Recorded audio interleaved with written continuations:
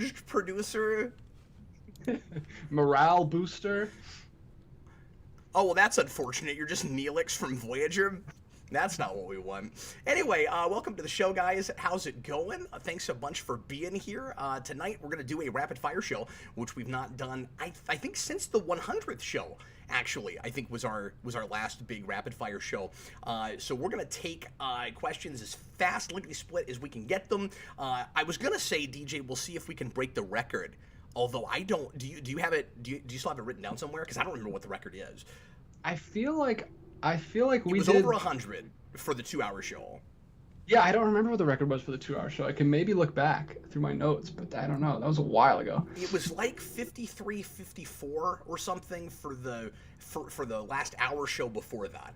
And then we got it past 100 for the 2-hour show, and I was really hoping to try to break that tonight, especially as long-winded as I was last show. It's time to really flip things around. Once again, thanks for being here. I see lots of folks in the comments there. There's Professor Zoom, Jedi Knight's here, Cinematographic, Mutale is here, Blue Dragon 5, of course. Welcome, guys. 5590 ERS is here.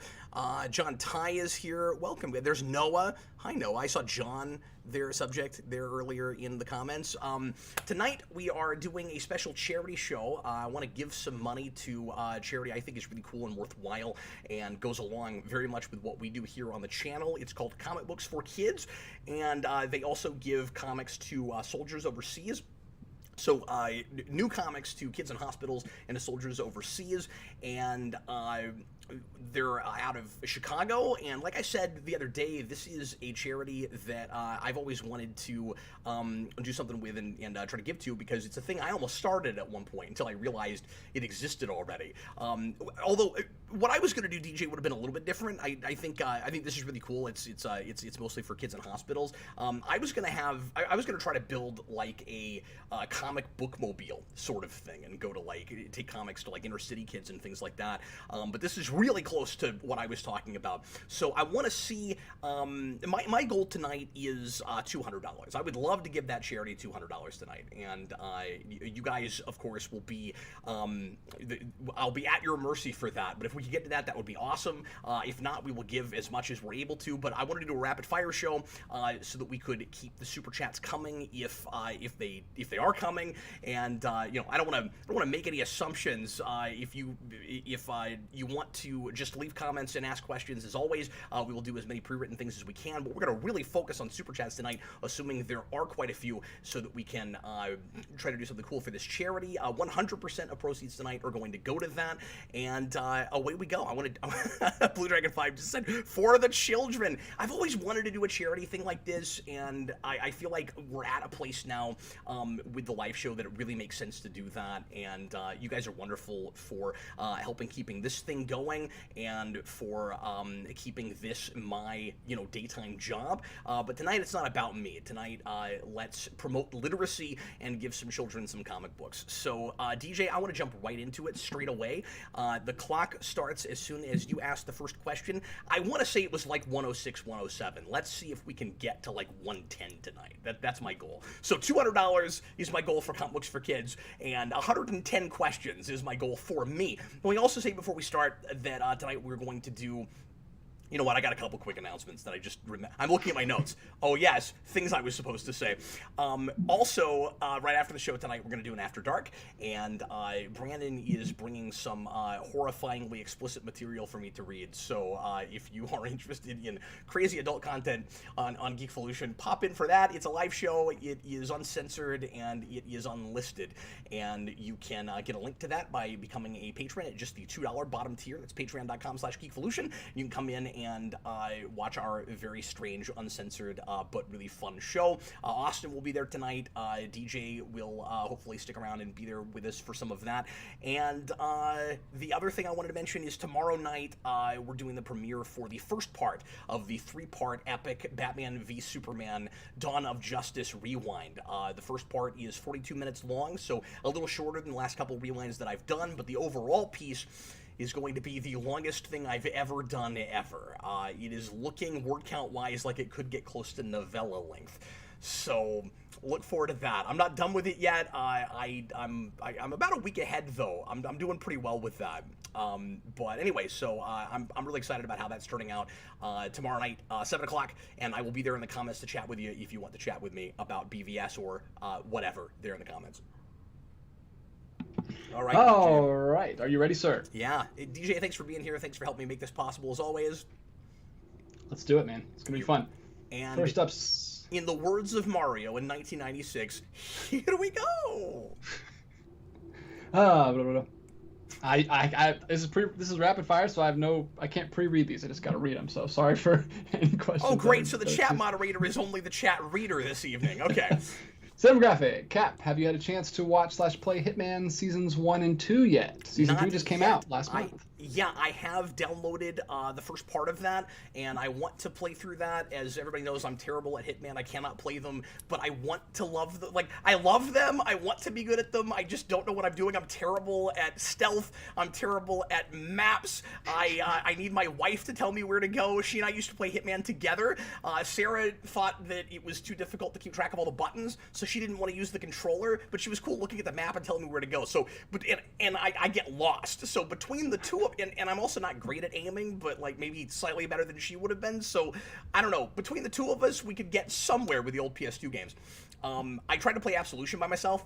Couldn't get anywhere. It was terrible. It was abysmal. So not yet. I want to. I have one of those sitting on my PS4 right now. It's amazing. I love the idea of I'm terrible at maps. I'm really bad at maps. Yeah, I don't know, man. It's just I want to love the simulated murder experience is wonderful, but I just can't read a map. Okay, go ahead. All right, Blue Dragon 5. What are some of your favorite food analogies? Real quick, are you Superhero counting? Rewind. That would be 2. Oh, no, I know, but I'm just making sure that you're keeping track. Are you keeping track of that? Yeah. Okay, Yeah. I know that's like 2. Did you lose count already?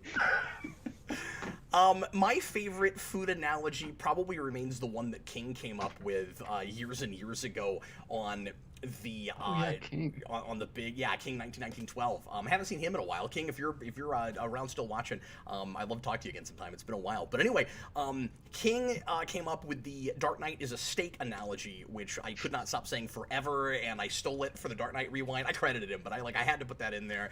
I'm trying to remember other ones right off the top of my head. If you just mean like ones I've come up with for Rewind, as far as just overall food metaphors, I don't know. I tend to go to pizza a lot.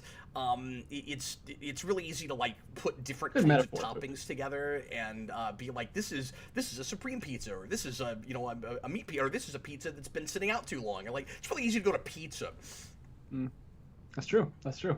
All right. Oh, no, I'm sorry, really quick. And also there's the Chipotle versus Taco Bell analogy that I didn't spawn here. That's probably my favorite of the ones I've come up with. Okay, go ahead. Kev, what was Jason's first comic? Spawn was a Taco Bell, and something else better than it was a Chipotle. Jason's first comic? Oh, good question. I don't know right off. It was probably... I'm trying to think if it was a kid's comic or what it was. I know he was reading some of the Sonic comics from Archie real early. And I mean, definitely, some superhero stuff I had laying around, but I can't remember what exactly. There's a review on the channel of Jason, really little, trying to do his own comic vault, where he was pretending to be me. So he was just doing it. So I just put a camera on him, and he did it with a Silver Surfer comic, and he pretty much just talked about the ads in the comic. That was probably one of the earliest ones he read. Was one of the issues in that volume 3 Silver Surfer stuff from the 90s or late 80s. Cool. All right. There's some super chats stacking up, so I'm going to jump to those, but these ones aren't questions, so I'm going to read them real quick. Here's $5 pops in to say 150. No, 5. Here's $5. Oh, thanks. So here's $5. $5 there. And then he was next up also. He came back again and said, and for the children, here's $5. So $10 from here's $5 this evening. Thank you so much. Bag Studios with this.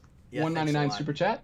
Bananas or plantains? Here's $1.99. Bananas. I don't actually right off know what a plantain is.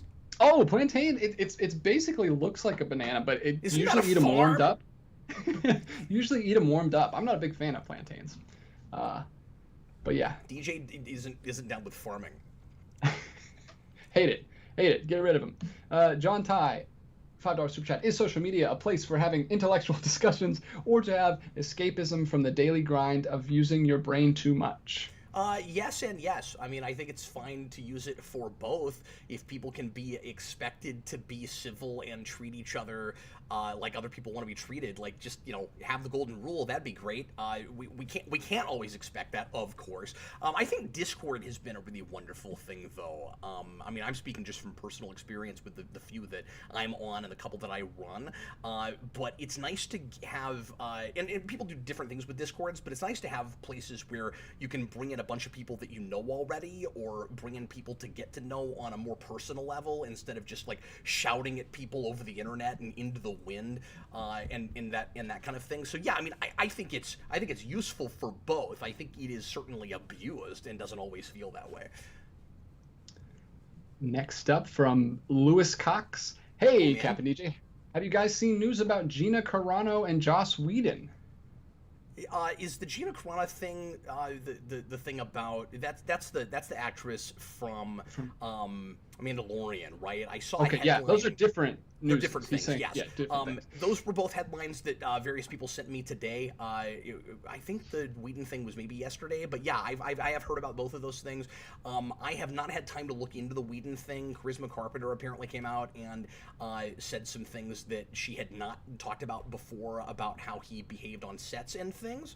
It's probably what you're talking about there. I don't like to talk about gossip on this show, so the only thing I'll say about the Whedon thing is continually it seems like there has been an unfortunate pattern with him because nobody is coming to bat and speaking out for him against all the folks that lately have been saying that he has not treated people right on sets. So that is really sad if that's the case. But that's all I'll say about that. I only saw a headline with the Mandalorian thing. Apparently she said something about Nazis on Twitter that got her fired from that show. That's all I know, and I haven't seen the tweets. I haven't had time to look at it, so I can't really comment on it. I'm sure I will have opinions after I read that, but I don't want to discuss a headline. Bag Studios, how do you like your steak cooked? I like my steak well done. I don't like any pink at all. Exactly. At least pretty medium. Now, I don't like. Let me ask you: do you have the thing I do, where your wife likes it a different way, and then it becomes a point of? She likes it medium rare. See, so does mine, which is really interesting because usually your wife and I side against you on things, and this time it's a thing where finally you and I have the same opinion. Yes. And our wives have the same. That never happens. I am your wife, and you are my wife on most topics. It's true. I don't know. I just want it to be cooked. I don't know. I don't get the whole. It's a weird. It seems made wrong. Is it? No, you didn't do your job. You're a cook. Cook it. Like, I don't want to get burnt. I don't want it searing, but. Yeah, just browned. I want it browned. Singed. Bag Studios again. A lot of donations from Bag. Thanks, man. What's your least favorite celestial body? These questions. He's born for a rapid fire show. And he said the other day on the Discord that he was just going to make a big giant list of these things. So he's probably sitting on like 50, and he's just going to periodically sprinkle them in. I don't know that I have a least favorite planetary body. Probably Uranus, just because it was annoying growing up that people had to be immature about that name, and it was never funny, and I was always tired. People be like, yeah, I get it. The word anus is inside that. Who cares? Stop it. And I don't think potty humor is funny anyway. So yeah, growing up, that drove me crazy. It was like, you can't talk about astronomy or anything without somebody going, and it's not funny. No, but you being irritated by it is funny, and I enjoy that. But I guess I just don't like the name. It's not like I have anything against that planet. Yeah, I couldn't really tell you one thing about it, except it's always drawn as blue and white. Mr. Abato, how long till we get Oculus VR Geekvolution?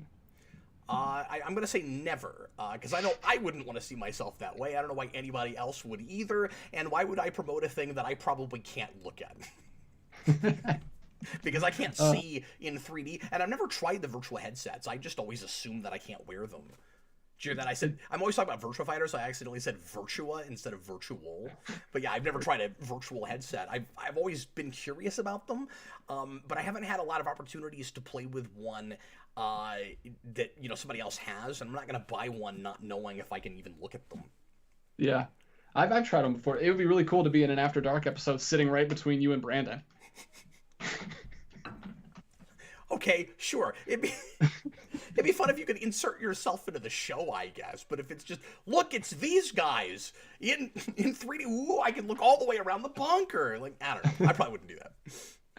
Benjamin23, a long super chat, $5. Thank you, sir. Star Trek Voyager was a huge missed opportunity. It should have been a frightening series. It felt like TNG 70,000 light years away. Do you agree? Yes. Yeah, and I've talked about that quite a bit, absolutely. To the point where the way the episode numbers work, believe it or not, like that is so much TNG Season 8.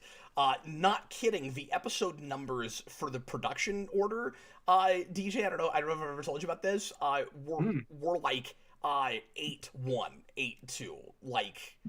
Oh, really? It's another show, and they know they're basically just making more TNG. Yeah, it's rough. And weird. The initial premise for that is not that. And we dropped the Maquis thing almost immediately, and it's too episodic. It would have made a lot of sense for that show to be more serialized. It should have felt like a more natural progression. I mean, I can go on and on about this, and I have gone on and on about this. I don't know that that needed to be a super dark and bleak show, but there needed to be places where it went there, and where the ship was like really run down and broken down, and basically the whole show should have been Year of Hell, and Year of Hell was supposed to be a whole season, and that turned into 2 episodes, and we did that a lot with Voyager, where here's a thing people have been complaining about that should be several episodes or a whole season, or we should have been dealing with all along. Let's do a token episode. And I get why that happened, because a lot of it was a network thing, or I shouldn't say network, I guess studio, because that was syndicated. But anyway, I digress. Let's continue. From Azim, $2 super chat. Allocate the money I sent last time to the charity. Well, that might be difficult to do. I'm sorry. What was that? Azim asked us to allocate the money he sent last show to the charity. I might be able to do that, Azim, because I think he only put in 1 super chat, and I remember it being $5. If he did more, I'm willing to make a note about that and do that. Sure. Yeah, I can look back. I think he may. I hope everyone doesn't go back and do that. Yeah, that might start. Because that could get complicated, and then I mean, that's great for Comicbooks for Kids, but here's $5 pops back in with a $5 super chat. He says, if anyone sees this or anyone hears them read this, don't be stealing my hears. Insert dollar amount shtick. Here's $5. You hear that, folks? That's his. Okay, he's copyrighted it. He's trademarked it. Oh man, right. and people are going to war about this too. This is really funny. All right, let's continue, shall we? All right. Yeah. You guys are wonderful, by the way. Thanks for helping me do this for this charity. Go ahead.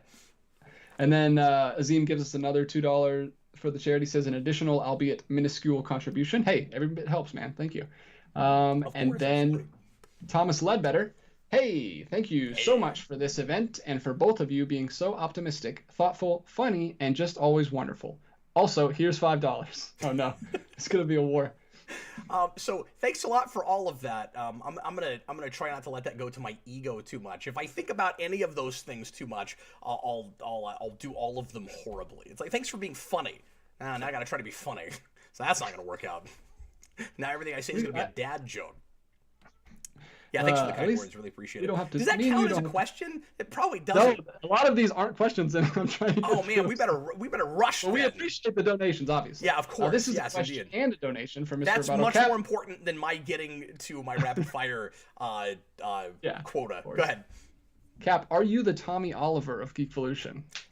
So somebody said that the other day in the top 10 Power Rangers video that Jason and I did, and I don't know what it means. I assume it's like the thing I'm always complaining about with Tommy in that show, where like he's the most important person and nobody else really matters. Like, is that what you're talking about? Like, not really, because the channel like is a group effort in that there are a lot of folks that come in and help me out, and DJ is for lack of a better way of putting it, kind of a regular employee of mine. But the channel is mine. I mean, it's our bread and butter show is Superhero Rewind. It's me by myself.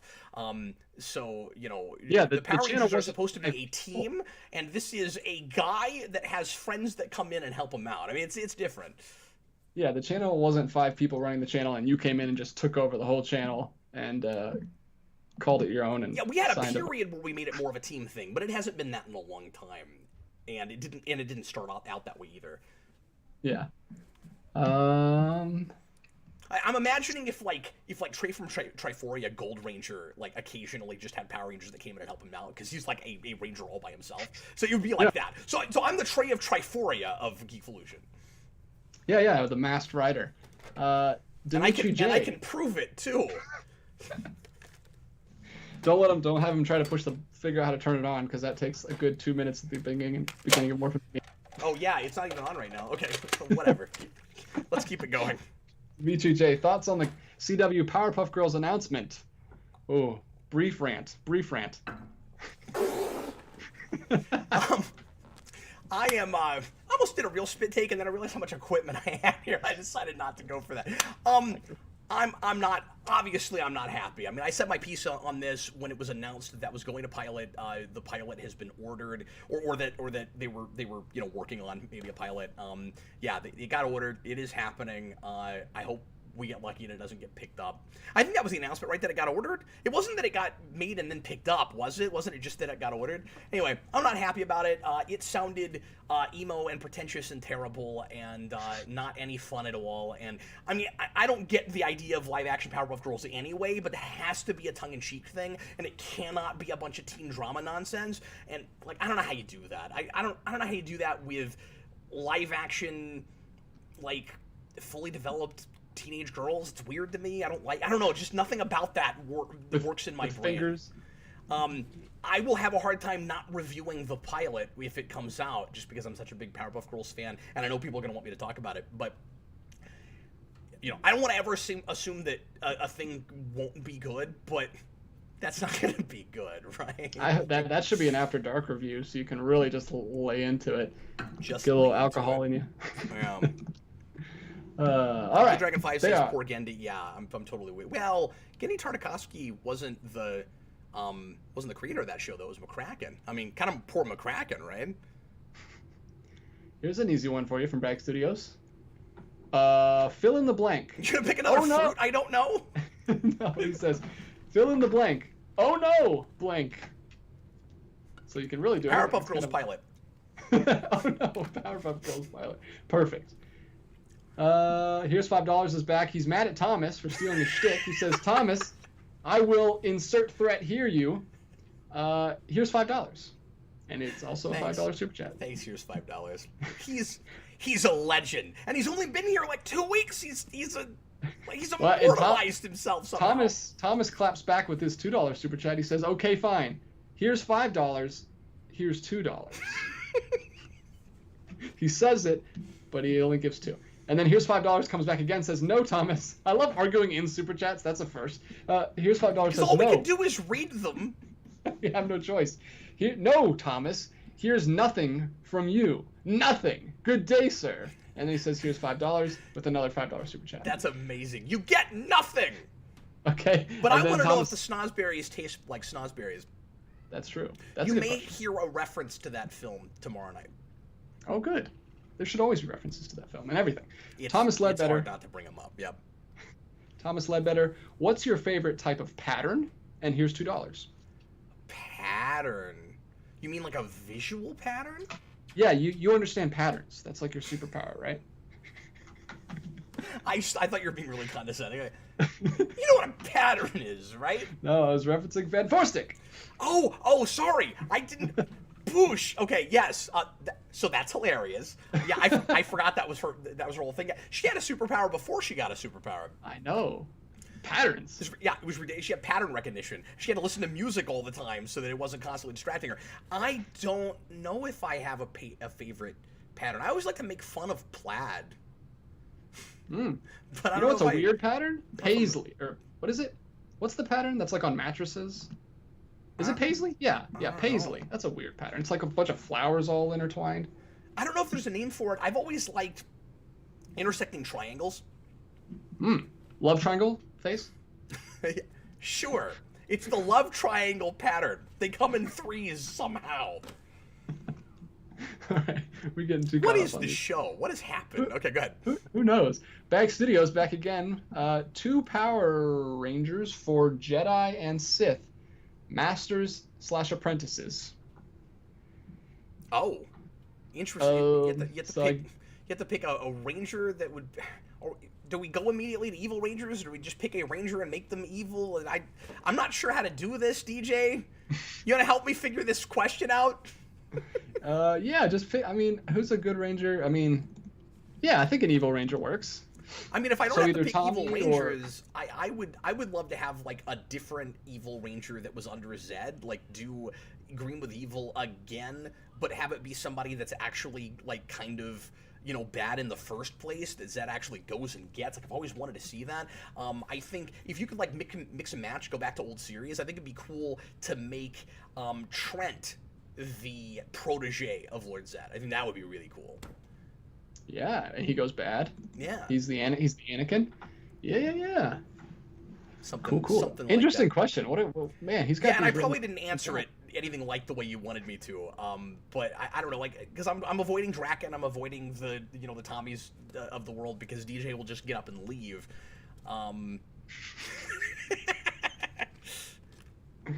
Yeah. I will. Here's $5. Thomas, is your last name Wayne? Well, that's a question for him. You can answer it. It'll count because he's not. Because you know his last name's not Wayne. But I want him to change his name to Thomas, and then in parentheses, my last name is Wayne. Well, he says, Thomas, is your last name Wayne? Because I got an alleyway with your name on it. Wow. Here's $5. So he's really impinging on his territory here. He's not happy about it. Hey, man, why don't you go back to where your wife turned into the Joker? Oh, and then Lewis Cox says, DJ is the Tommy Oliver of Geekvolution. LOL. Well, that is the worst insult anyone could give to anyone. So you're on my bad side, Lewis Cox. Just because he hates Jason David Frank with a burning passion. Well, why would you say that to someone? That's terrible. Thomas Ledbetter, too soon. You're the one who wanted to make a video about this, and we just never got around to it. No, I'm talking about him. DJ still wants to make a video where I thought you were complaining that I said you don't like that guy. All right, Thomas Ledbetter says, too soon. Here's $5. Okay, I'll stop. Here's $3. Okay, Thomas. He's conceded. This is the best thing that's ever happened. This is an argument. This is a debate in the Super Chats. You guys have raised so much money to give children comics at hospitals just by arguing back. It's like for a while it was almost like they were giving each other money. Like they forgot what was happening. Yeah, they were like saying it to each other. Here's $3. Man, yeah, we just need to start ruining my chances for the record tonight, by the way. That's amazing. We just need to start beef with people, and then they'll fight in the Super Chats, and they'll raise lots of money. Just gotta piss off a few people, and then we can send a bunch of children comics in hospitals. We have such a weird job. Lucas Green, hi, gentlemen. Nothing about my life makes any sense. This is a long Super Chat. $10 from Lucas Green. Thanks for the donation. Thanks, hi, gentlemen. Top 10 henchmen from Power Rangers. Wow. Well, we don't have time to do 10. No, you think that's bad. He says top 10 henchmen from Power Rangers, top 10 villains from Power Rangers, top 10 foot soldier types from Power Rangers. You can also consider these list for you and Jason to do. Oh, you can also consider these lists for you and Jason to do. Oh, cool. And then he says, for charity. And we want, well, thanks for doing that, man. Yeah, we definitely want to do more Power Ranger lists, because that's a thing that Jason and I like to do together. But we could try to throw out one of each of those for you. DJ, and we've probably talked about this before, but like, do you have a favorite henchman? Mine remains and will always be Zeltrax. Mm-hmm. Goldar is really cool. He looks cool. He's super goofy after season 1. He's awesome that first season, though. Ecliptor is always cool. Oh yeah, Ecliptor's good. The guy who was like that's from Space for anybody that doesn't know what we're talking about, and my guy is from Dino Thunder for anybody that doesn't know what we're talking about. Magna Defender, his like arch nemesis is really cool. He's like a blue samurai guy with like a sword. Yeah, there's some cool henchmen. What else did he say? Foot soldier type. My favorite foot soldier type is probably, I don't know, is it Cogs? It's hard to. putties are cool. I mean, putties are just classic. Z putties I love, of course. The space ones are cool with the trip. What's these like Triptoids? Those were cool. I don't even know what that is. Triptoids. Yeah, I'm trying to remember. I think that might have also.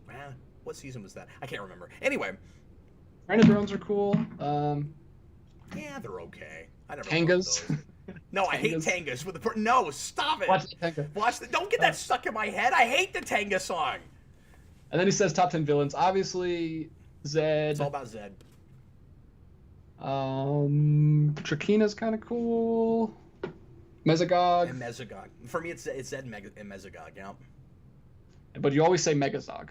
No, I don't. It's Mesogog. Okay. Mesogog should have come back from Megaforce and just confused everybody. Yeah. And then he would be Megazog. He should grow big. He should have grew big at the end. Exactly.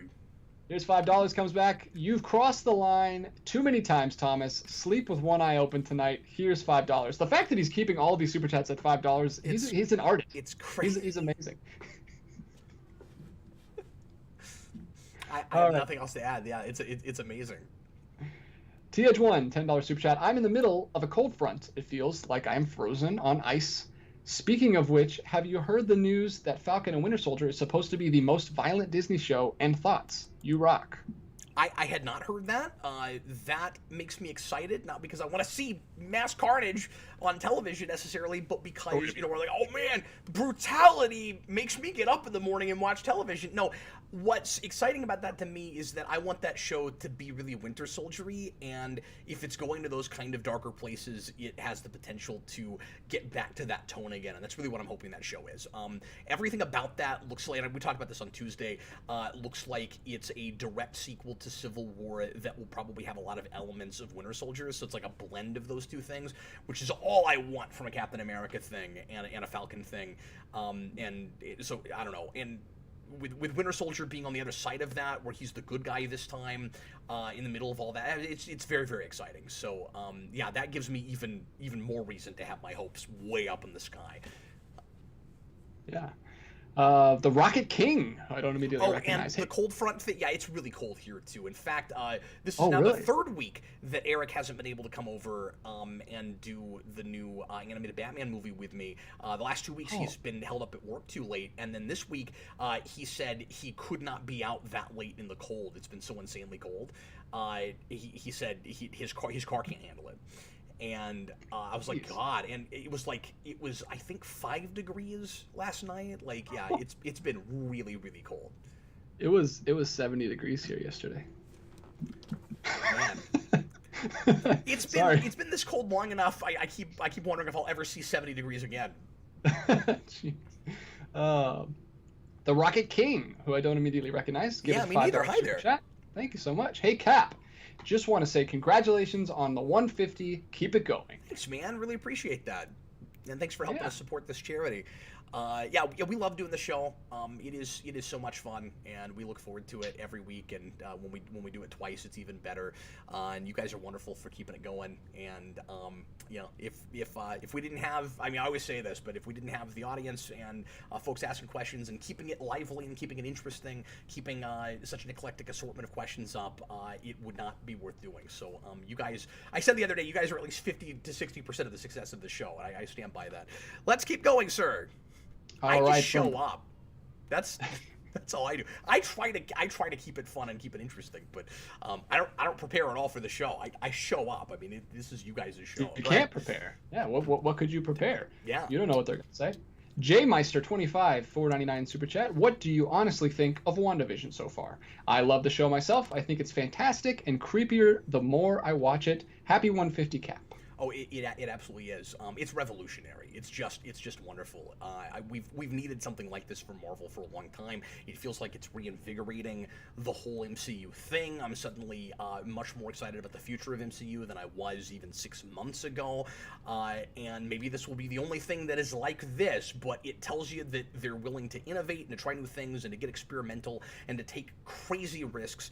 I won't talk spoilers, but the end of that last episode, we talked about this. I mentioned this on Tuesday was just mind-boggling. Never thought I'd see anything like that. I never get to get surprised as a superhero fan and as a reviewer of this stuff, and that just blew my mind. It was the best kind of fan service. It was so wonderful and so exciting, and really cool that happened, by the way, right after I just got done talking about good versus bad fan service in the Batman versus Ninja Turtles review, and then that comes out and goes, here's what good fan service looks like. It's like, oh my god, it's wonderful. But not just that, it's really layered, and it makes me think. It makes me try to guess at where it's going, and it's great. It's not perfect. There's stuff I don't like about it, certainly. Some of the sword stuff is kind of driving me crazy, but overall, it's delightful. It's wonderful. It's delightful and unsettling at the same time. It's great. Yeah. And I love something that's that unnerving, and I feel like I can still show it to my kids. It's really rare that you have that. There still hasn't been anything in that show where I'm like, maybe I should put the kids to bed.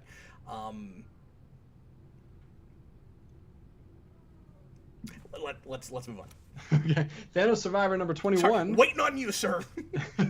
What was your favorite book growing up? My favorite book growing up was Hitchhiker's Guide to the Galaxy, which is the theme I actually played in tonight. Coming into the show, but yeah. Noah O, $5 super $5.01. I didn't even know you could do that. He says, "What's one country you would like to visit? Here's $5.01." He's gonna steal that guy's thing. It's like, look, I didn't take it, man. I added a penny.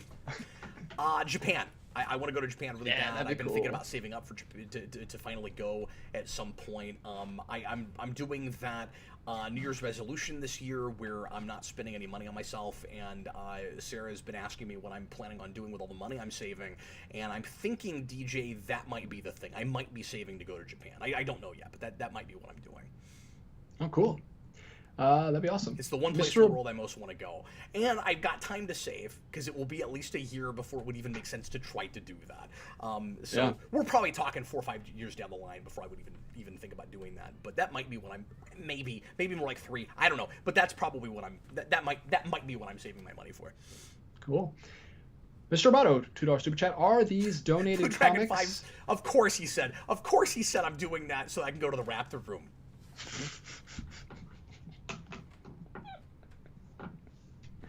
Oh, man.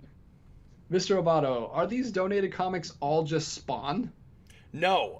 Well, hopefully not. And apparently... We don't know.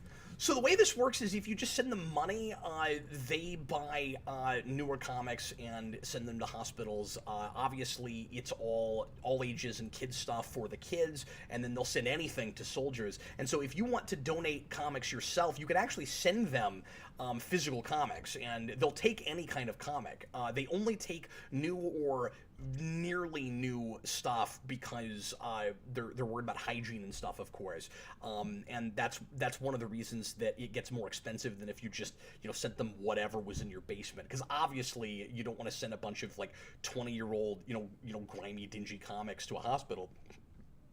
So it probably gets a bit more expensive for them because they're having to buy $3-4 comics to give to these kids, and because comics are expensive these days, what are you going to do? And anyway, yeah, so you actually could send them Spawn comics if you wanted to, but they wouldn't go to the kids in the hospital.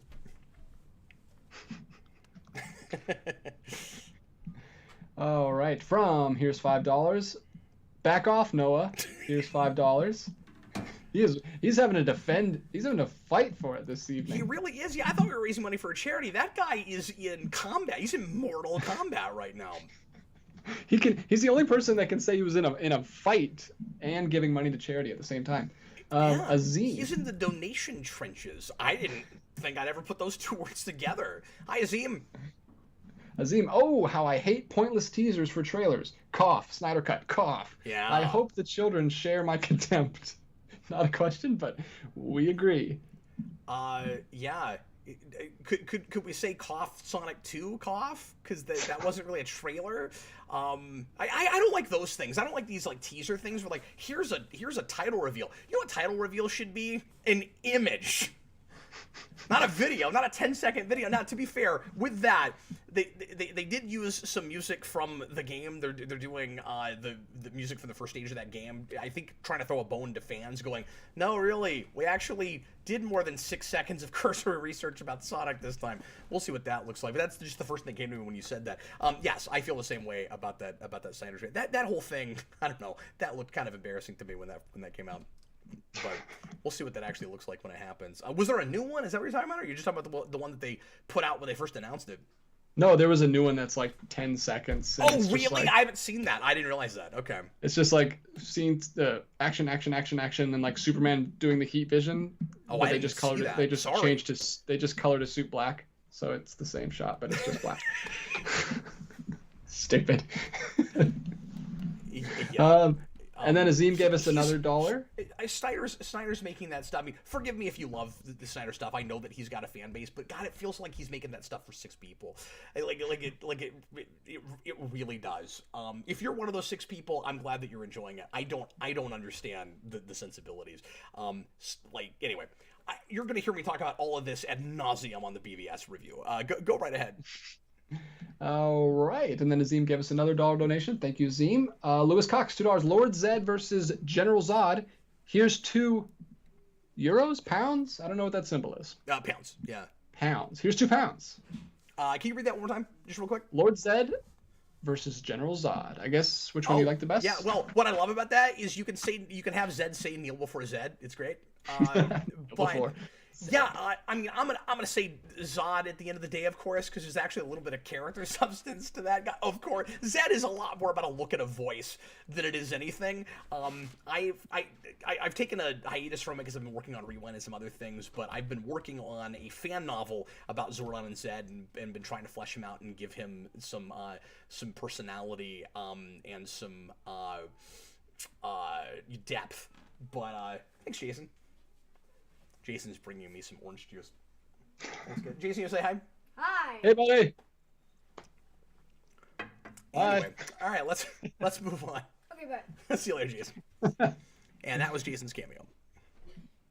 The Jason cameo. Azim says, with another $2 donation, that it's 27 degrees in his precious Lone Star state. So he's also doing better than we are, man. Yeah. My car almost didn't turn on. 5 degrees. It was like. Maniac Madness 11, $2. What's your favorite era of sitcoms? Appropriate? Yeah, that's a great question. I don't know. It's probably a tie between the 60s and the 90s, but I mean, there's some great stuff in the 80s too. I mean, I like the Munsters a lot. Then you get to the 90s, I like Friends a lot. So I like Frasier a lot. I mean, I think probably the sitcoms that I've actually watched all the way through and watched the most times have been from the 90s, from when I was growing up. So I have to say that, but some of that might just be nostalgia and the stuff that I was watching when it was on. I mean, I watched a lot of that stuff when it was on, like Mad About You, and The Nanny, and all kinds of those sitcoms. John Ty asks, have you seen the Sonic 2 movie title announcement? Yeah, I just mentioned that. Yes, I have. So it's doing the Emerald Hill Zone music. It's a new version of that music. It sounds pretty good. I wish the whole soundtrack would sound like that. You know, it's not going to. Well, maybe we'll get lucky. Because a lot of people, when I reviewed that movie, said, well, you know, Cap, that next time they're gonna finally like they were just dipping their toes in it, and they're finally gonna make something that actually goes into the mythology next time. And I'm like, I don't trust that. And even if they do, it might be terrible. This happened with Ninja Turtles. The second Ninja Turtles 2014 movie, Out of the Shadows, that did that. It went back to more of the lore, and it was worse than the first one. So I don't know. I don't trust that. But they're doing all the kind of obvious stuff to sell it, where it's got the Tails like in the logo. We already knew who's going to be in it. So yeah, It didn't really tell us anything, except I guess that the name of the movie is Sonic the Hedgehog 2. Some people are like, well, that's generic, and I'm like, well, Sonic the Hedgehog 2 was one of the highest selling video games in the 90s. Like, if I'm making that movie, I'm gonna look real hard at Sonic 2. I'm gonna make it a lot about the material specifically in that game, and I'm not gonna give it a subheading. Like, it should be called Sonic 2. Like that is what it should be called. So it sounds like you like everything they're doing, man. You sounded very positive. Well, I do. I just don't trust it. Bag No, I actually Studios. do. I liked everything about that, with the disclaimer of, I don't trust you people. You people. Hey, look, the thing about that, and I always say this, the thing about this kind of thing is my expectations are so on the floor, they don't have to do very much at all to impress me right now. I am likely to walk into that, and if they do, like, if they throw me 2 or 3 bones where they're actually looking at lore and doing cool things with visuals, and if there's, like, actually Chaos Emeralds in it and stuff, I'm probably gonna like it more than I ought to. It could be not all that good, but if they just make it more of a Sonic thing, I'm probably gonna be over the moon. Like, it's not hard to impress me. That's true. That's true. See, that's what they were doing. That was their goal. Let's set the expectations so low with the first movie. We can do anything. It still didn't. All right, moving right along. Bag Studios, $4.99. Just finished No Man's Land. So good. Any recommendations on where to go next? Yeah. Here's $5.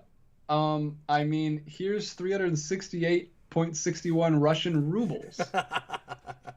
Thanks, man. I don't know what that symbol would look like in a super chat. I don't know either. The next thing I would suggest looking at, and I have not read all of this, but I've read a quarter to half of it. It's really good. Go read Greg Rucka's Gotham PD book. What is that called? Gotham Central. Yeah, Gotham Central would probably be a really good thing to look at next. Cool. And then Lewis Cox throwing his hat in the ring. Here's Mortal Kombat. Here's 5 pounds. LOL. Test your might. Choose your destiny. That's the second one. That's terrible. Johnny Cage. Nobody watched that one. Here's $5. Here's his retaliation. Thomas, Noah, Lewis, and Bag. You're on my list. Do not underestimate my power. I have the high wallet. I have the high wallet. I have the high wallet. That's the best. Don't try it. Here's $5. And I'm starting to think he's got some kind of wizardry going on, because that's a pretty long one, and it's still... How's he still doing got it that? through with $5. I don't know how he did that. You're welcome from the children. I have the high wallet. Mr. Roboto. Mr. Roboto, with an actual question. You know what? You know what? Yeah. Here's unless we see something we like better.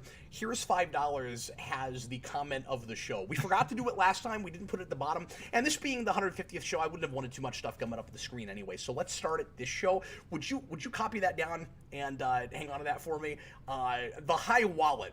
I love that. That is at the moment comment of the stream. Go ahead. All right. That'll stick with me. I'm gonna start using that. Mr. Roboto. Bye, John. Thanks for being here, man. Yeah. Will you and DJ review Gifted, Inhumans, or S.H.I.E.L.D.? I might go back and do bits of some of that. I'm curious about some of the later seasons of Agents of S.H.I.E.L.D., but I'm worried I'm just going to be bored again. Inhumans, I don't know, man. I don't want to. I could get crazy and do a rewind on it at some point just for the craziness of talking about it.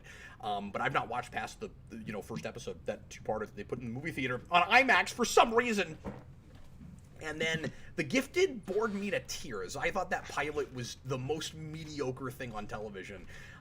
So yeah, it's funny you put all those 3 together, because those are all things I don't really want to have to sit down and watch. But well, I'm assuming he put those 3 together and me and you together because they're Marvel shows. Well, he said review though, didn't he? He didn't say Marvel Mania. Yeah, that's true. But I don't know. Just because we're gonna do the Disney Plus shows doesn't mean we're gonna go back and do all the. If we're talking about Marvel Mania, no, I do not have any plans on putting anything but the Disney Plus shows there. And I don't mean to just have too much favoritism with MCU when and if there are other Marvel things. At this point, Disney owns it all. So have you thought about this? Moving on in Marvel Mania, we're not going to have stuff from other companies. It's going to be all MCU now, with occasional Sony stuff that may or may not be in MCU. That's all we'll have now. It is just, the Marvel Mania will now just be the MCU, with possibly a couple of asterisks. But The reason we're going to do the miniseries, besides the fact that just somebody mentioned it, we thought it sounded like a fun idea, is because they're going to inform the rest of the MCU so much that it just makes sense to do them, and they're shorter, and they're not like ongoing series where it's like a bunch of seasons. At least so far, it doesn't seem like they are. There might be something that ends up getting multiple seasons. I don't know. Yeah. So yeah, he might have just been talking about review, but I mean, Inhumans might be the most likely just because it's short. But Shield will be hard to do a review. We'd have to watch. That'd be 8 crazy. Seasons. That'd be impossible. Yeah, exactly. I am talking about doing though some kind of blind commentaries just to get a sense of more recent shows that I haven't been looking at. Austin and I have been talking about doing that. Cool. About like picking episodes of random things and just doing kind of reaction videos. So they wouldn't be full-on reviews. It would just be we all sit around and watch this together and kind of catch up a little bit and see what is happening in modern television right now. We mostly wanted to do it for CW stuff, just to see how crazy that's gotten, because we thought it might be funny just to react to some of that stuff. But we could do it with some other things as well, but that wouldn't be like going linearly, doing all of episodes of something. We would just pick an episode and go, okay, we're watching this tonight. So we've been kicking that around. We might be doing some of that soon, but no promises of that on a regular basis. Just a thing that we've been kicking around. All right, go ahead. I'd love to watch some Umbrella Academy or Legion with you. Legion season Absolutely. 1 especially. Legion, I actually have to do a season overview on at some point, because that was requested back before I stopped taking season requests, because they take forever you'll love it. To make. Season 1 you'll love, so don't worry about it. Yeah, but it's gonna be crazy to try to write about it, because like I'm sure it'll write forever. But I've seen the pilot and I was blown away by it. I just haven't seen past that. But yeah, thanks to Jeffrey Patron for that. He requested that a long time ago. I still have not done it, and I talked to him about that just the other day and apologized for not getting that out yet. But that will happen in the not too distant future. Ooh, yeah, I need to rewatch that one. Okay, we really need to move forward. Go ahead. Jan Hendrik Vandermeer. We at the hour mark. We're 10 minutes away from the hour mark. Jan gives us $10 just to say for the children. So thank you so Thanks much, very Jan. Much. Yeah. Thomas Survivor number 21. Did you hear about Thomas? Did you hear about the black and white version of Justice League? Of course. I heard Snyder wanted to do that. I don't know. Like my reaction to that is going to be the obvious one for me. That seems kind of pretentious on his part. Like, why don't you put it out and see what the reaction is of it first? You know, because like with the reputation that BVS has, how do you not expect the majority of people to go, well, God, you really think you're making high art, don't you? I don't know. Now, it doesn't have to be fair. It does not have to be like actually a genius piece or like deep and changing hearts and minds to be in black and white necessarily. Like, it could just be a cool aesthetic for this crazy nutso thing you made. Like, I could have seen Sin City in black and white. Although that's a weird example because it's partially anyway. Yeah. But like, Logan got that treatment. If Logan had been awful, I would probably have said that looked pretentious, and they didn't put it out first before they decided to do that because they had faith in it, and I get why. So maybe that's not fair to say that. My immediate reaction is, I don't know, with this particular thing, I would wait and see what people think of it before you decided to put it out like that. But I just think it's funny that you went back and color corrected a blue suit to be black and white, and then you're just gonna put it in black and white anyway. You still think it's actually color corrected? You can watch the exact same footage from when he lasers in the Joss Whedon version in the new teaser, and it's the same shot. Is that what it is? Black. Oh no! Okay. What they're doing. Azim, please submit Zed fan novel to Good Taste Publisher. I don't know what that is. He might be talking about your Zordon. No. I know he is. I don't know what Good Taste Publishing is. Yeah. Is that a thing that publishes fan stuff? Which couldn't actually publish it. Maybe it's just a site that you can put it on where obviously nobody makes any money, but you can get it looked at.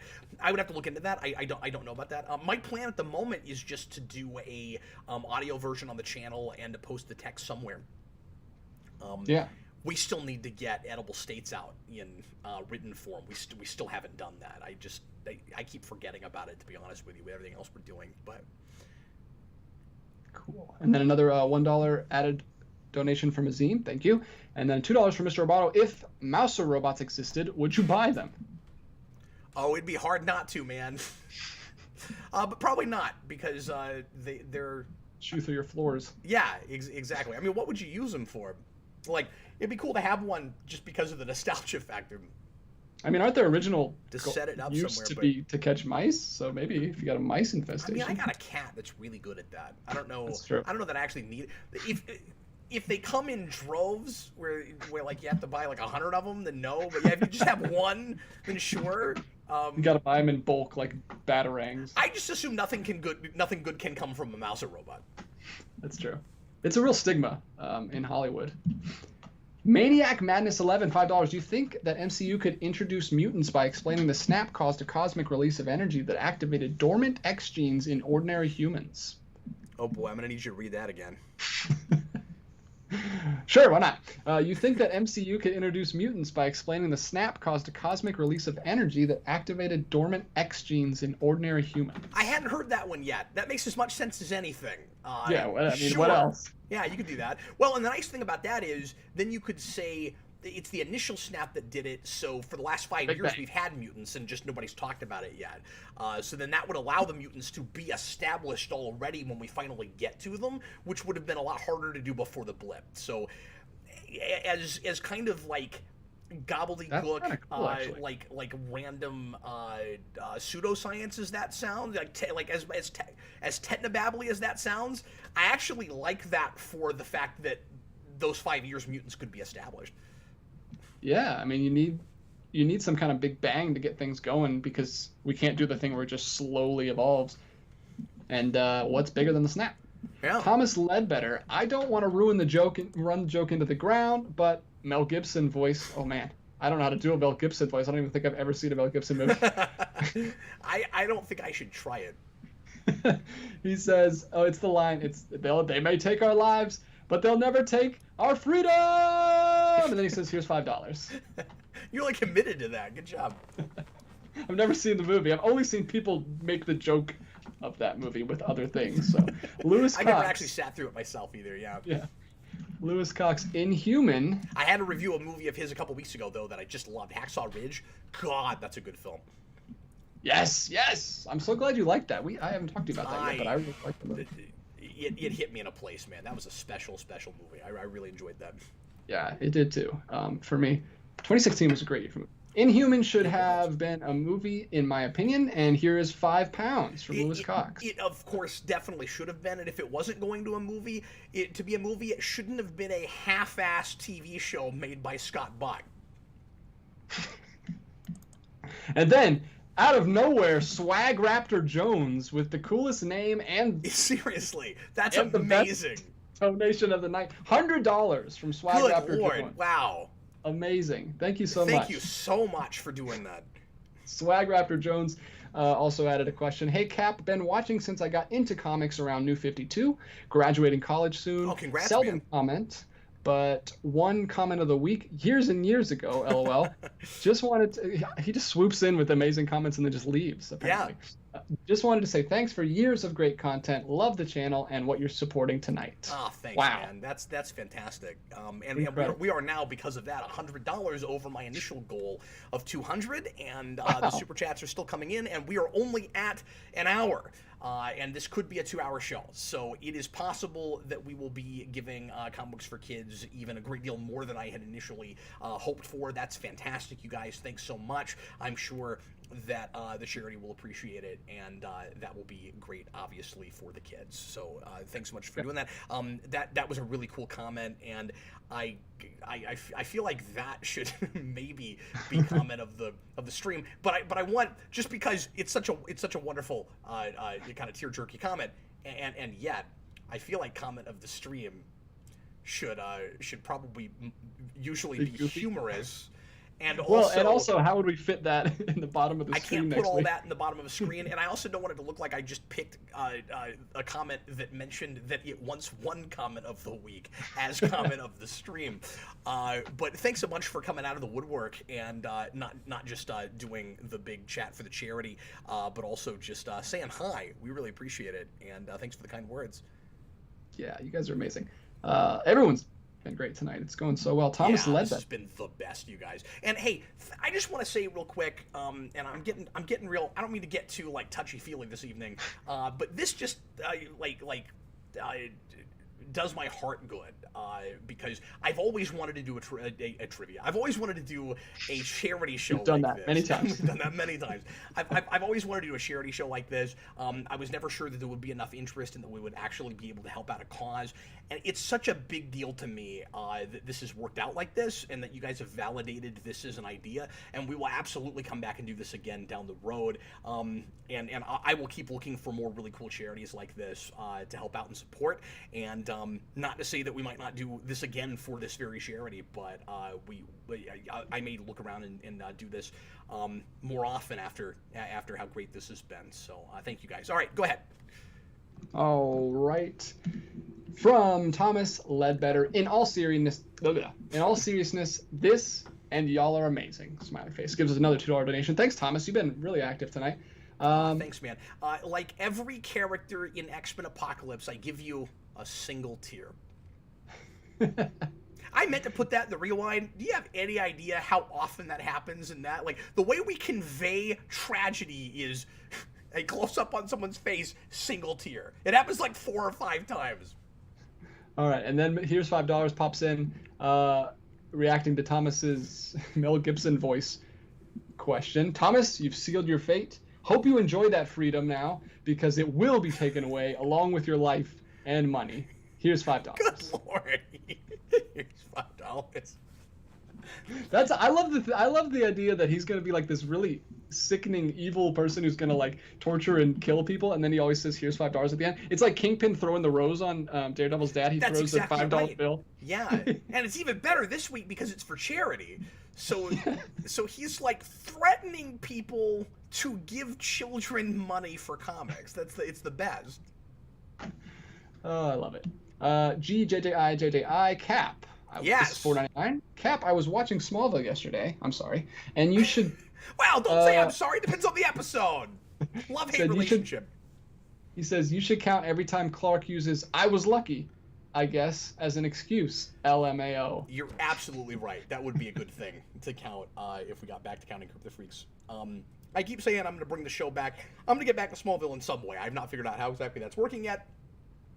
That was one of my big goals for this year, and it still is. I was hoping to figure that out and get something out on that this month, and then BVS turned into a 3-week project. So I don't know when that's going to happen, but I'm hoping to get back to it. You're absolutely right. He does say that a lot, or some variation of it. All right, moving right along. All right, and then we have Bag Studios back again with an amazing question. 199 thoughts on chess pie. Okay, so he's just bringing up food I don't know. Let's look this up. What is chess pie? I've heard of shepherd's pie. I'm just imagining I'm just imagining dessert you eat while the pawns go first. Chicken pot pie I love. I love how this recipe I found also assumes that people will click on this not knowing what chess pie is. What is chess pie? It says. Let me see if I can show this to you. What is chess pie? Chess pie is a popular dessert in the American South. Oh, I should know what that is then. I'm from the American South. But it originated from England. Weird. Okay. What's in it? Let's see. Filling consists of eggs, milk or buttermilk, flour, sugar, and often vinegar or lemon. Okay. So vinegar. I can't do vinegar. Why is it called chess pie? There's actually several beliefs as to where the name originally came from. You can read about 3 of them here. Okay, I don't care enough to do that right now. It sounds like just a chocolate pie, like any other pie. Yeah. Does it even have chocolate in it? Oh, I thought you said something about... No, it doesn't even have chocolate in it. No, it sounds like if there was a generic flavor of pie, that would be it. Where it's like, I want pie. What kind of pie? Just pie. And then you get chess pie. Like that's what it sounds like. Just pie. No fruits, just pie. Just pie. I'd like crust flavor. Pie only for me, please. It's like vanilla pie, you know. Vanilla except pie. Without vanilla. All right. Sorry we didn't answer that. I don't know what to say, man. Hey, I answered it the best way I could, okay? I did my research. No, you gave it more attention than you probably should. Especially if I'm trying to beat a record, which is not going to happen. No, they're donating more than they're asking questions, which I'm okay with. Well, that's Thanos, much more important than this show. Yeah, thank you guys. Go ahead. It's Thanos allegedly Survivor. rapid fire. In fact, at this point, I should put rapid fire in quotation marks. Yeah, I'm trying to talk fast, but I'm not getting anywhere because I. That's exactly what I'm doing. Yeah.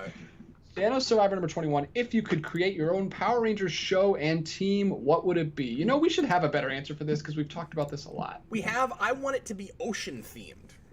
Oh, like a what was that show? What was that we've ocean still show? never done that, and we've had a bunch of shark things, and I just put rapid fire in quotation marks. We've had like shark cycles and shark zords, and I think like dolphin stuff, maybe a whale. I can't remember. Yeah, there's a dolphin in Ninja Storm. When I was a kid, I wanted a whole ocean show. We're about to have had our 4th dinosaur-themed Power Rangers, and we've never done ocean. And that's not that's just up to Japan what they give us. But yeah, that would be cool. I think Lightspeed Rescue has like an underwater. To Japan right now, fine, but the Sentai should do an ocean theme. Yeah, the Lightspeed Rescue has like an underwater base too. I think that's what it's from. It's really cool. Bag says one of the theories on where the name came from for Chess Pie was it was a misheard just pie. So exactly what I was just saying. It's just That's pie. amazing. That actually is what it is, apparently. I'm sorry. What would you do with a Power Ranger show? I don't know. I don't know if that's a joke or if that's true, but that's amazing. I don't know. I think I said fantasy show because the one time we got fantasy animals was season 2, but we didn't use the Power Rangers from that season. We got like Unicorn and Phoenix and all that. So yeah, just lean into that one. I haven't watched Mystic Force, but I know that's a fantasy show, but I don't think it's like. I also wouldn't mind a period piece mythical creatures show that's not set in the future. We've danced around Old West and stuff. Just do a whole Old West show, that'd be cool too. Yeah. And Sentai did a pirate show, and then we adapted it and didn't do anything with the pirate stuff with Megaforce, and it was just dumb because they got a pirate ship and they've got pirate guns and stuff, but we don't say anything about the fact that it looks like pirates. But that wasn't set in another time period. It was still present day, but with pirates. It'd be really cool to go, and it's more expensive, and I'm sure that's why we don't do it. But I'd love to do I don't know, something crazy like a Victorian era Power Rangers or something. Yes, and then they should make a Rangers in Time side-scrolling beat-em-up where you go through all the time periods. Yeah. Okay, moving right along. Thanos Survivor number 21. If you could create your own Power Ranger, just read that one. TH1. Thelma Harper versus Mabel. Sorry, what?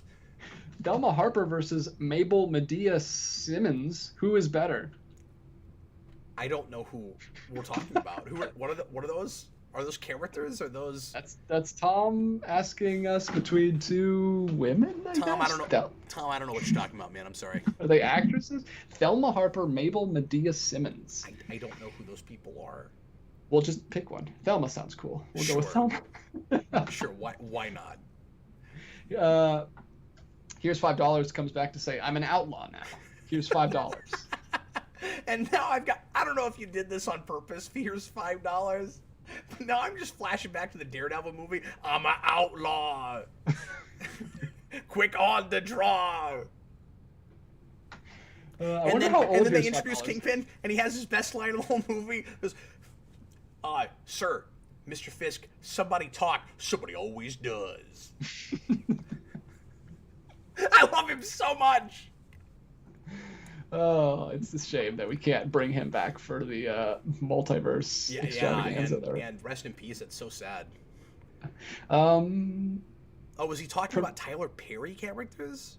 Sorry, guys. I don't know anything about that stuff. Yeah. Sorry, man.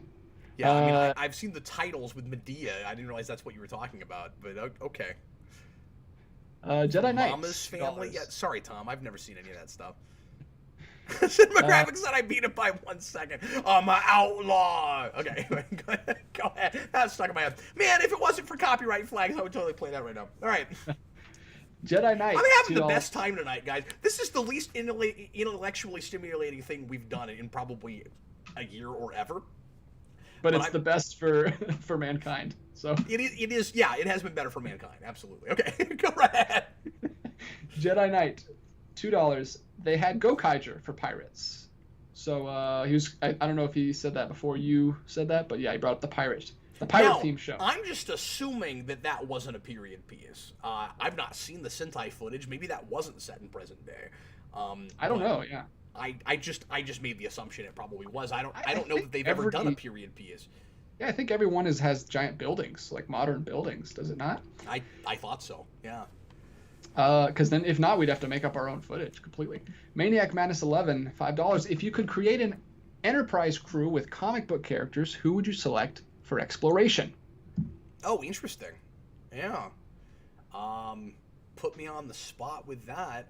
Martian Manhunter would be in there, most assuredly. I think Martian Manhunter would... I don't know if I would make him a captain, but like a science officer or something.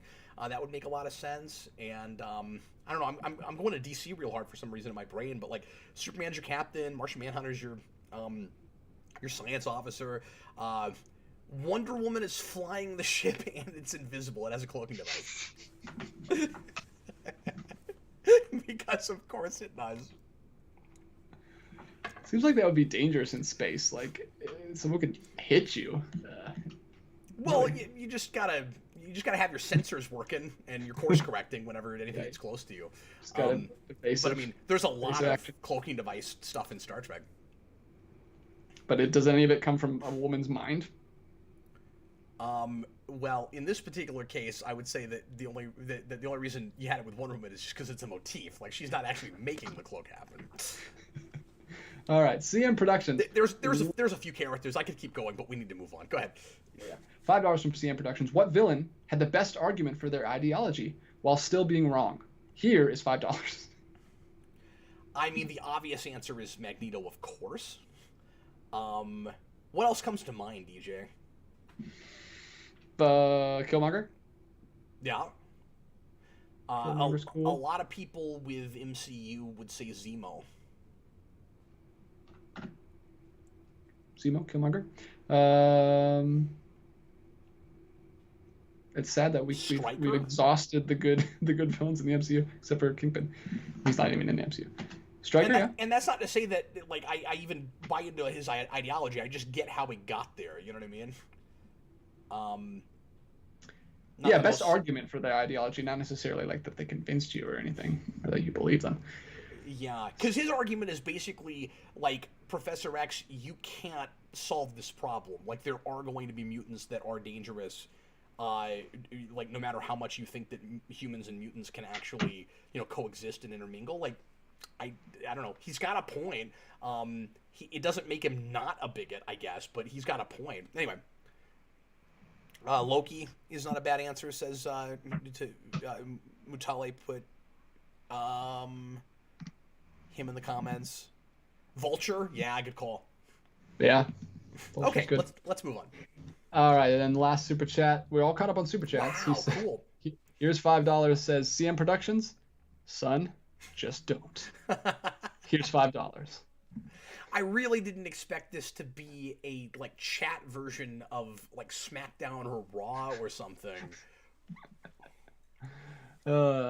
Anyway, let's jump back to some pre-writtens. Okay, Vitale, let's do it. Cap, how much of who you are is because of how you were nurtured or just your nature? Can we answer that question rapidly? I shouldn't have read that one. Yeah, so you just threw out the age-old nature-nurture question. Solve it now. Case by case, hard to say. Gotta look at a person's history. It is almost certainly always some combination of the two. Yeah. Watch the documentary Three Identical Strangers, Mutali. It tackles all that. You it's keep really telling cool. me about that. I still have not done that. All right, let's keep going. Cinematographic. Also, DJ, what is your favorite scene from 2000? Oh, one for me. 2002's Big Fat Liar. Oh. Look, besides Blue Paul Giamatti. Okay, so I can't pick the. Well, I like that scene because they play "Hungry Like a Wolf," and that's the first time I heard that song. When I was a kid. I do still say, "Yellow, this is Marty Wolf" when I answer the phone sometimes with my family, because we watched that movie a lot when I was a kid. So I'll just go with that, because it's a reference. You should Jedi sing Knight. "Hungry Like a Wolf" and then see if it gets copyright flagged just by your doing the melody. No risking this show. This is an important show. We can't do shenanigans like that. No shenanigans here. There have been none of those this evening.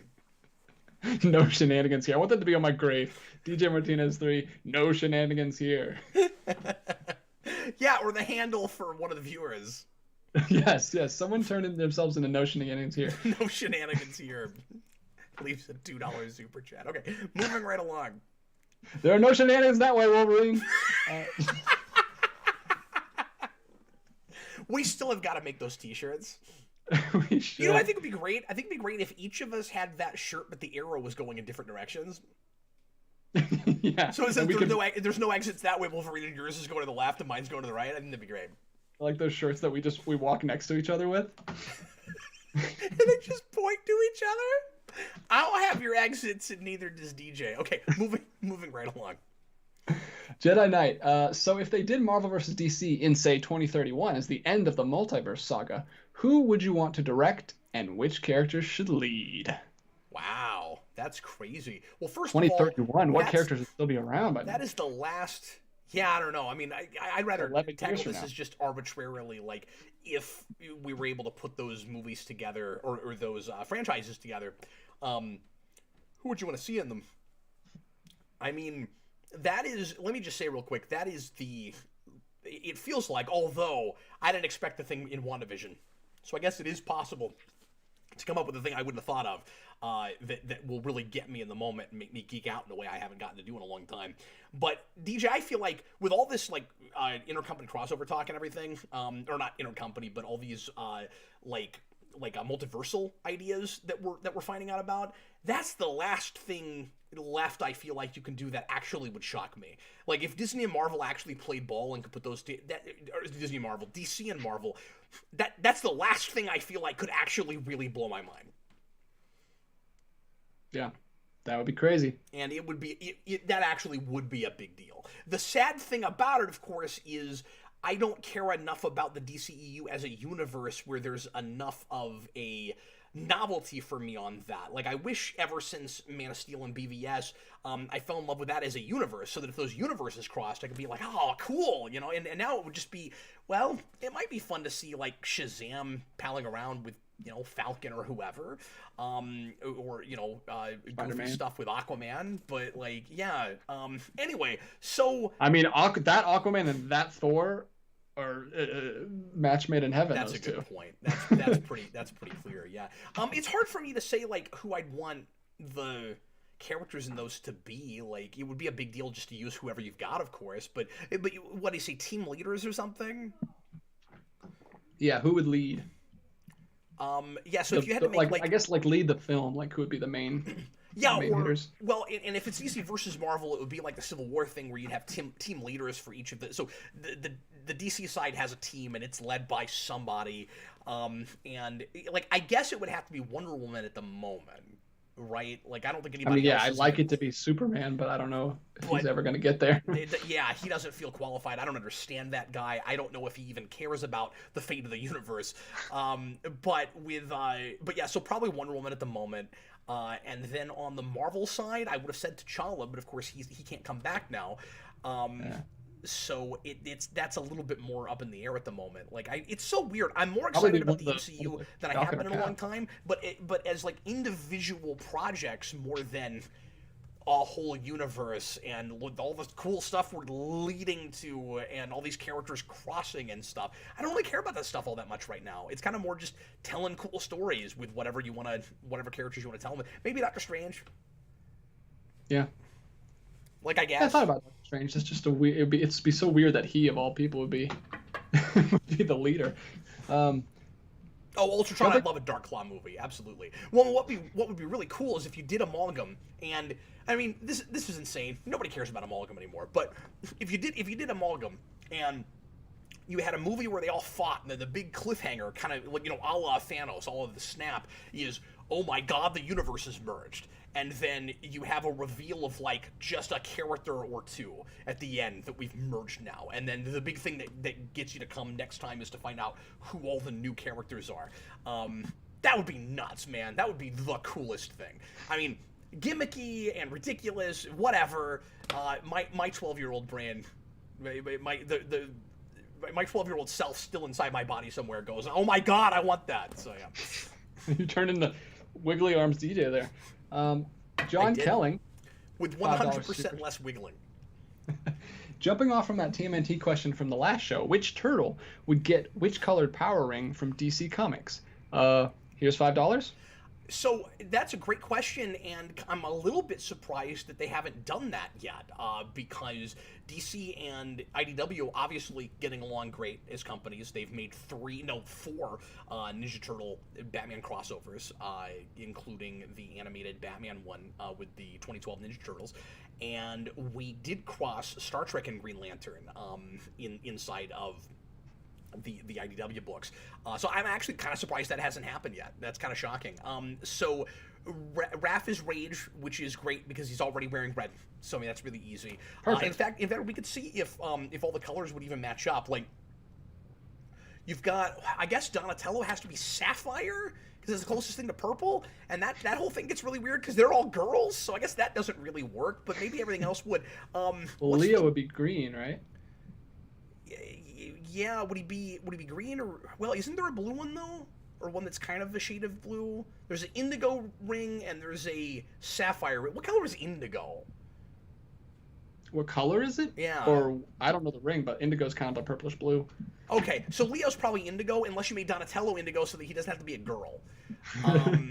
And then because the sapphires are all girls, if memory serves, but like it doesn't all match up great because then Michelangelo has to be because orange is like envy or greed, and that doesn't really fit with Michelangelo that great. So yeah, I don't know. I was just thinking of because Leonardo has like the strongest will, he would be green. Yeah, probably so. I'm just having a hard time not wanting the colors to all line up because they've already got colors.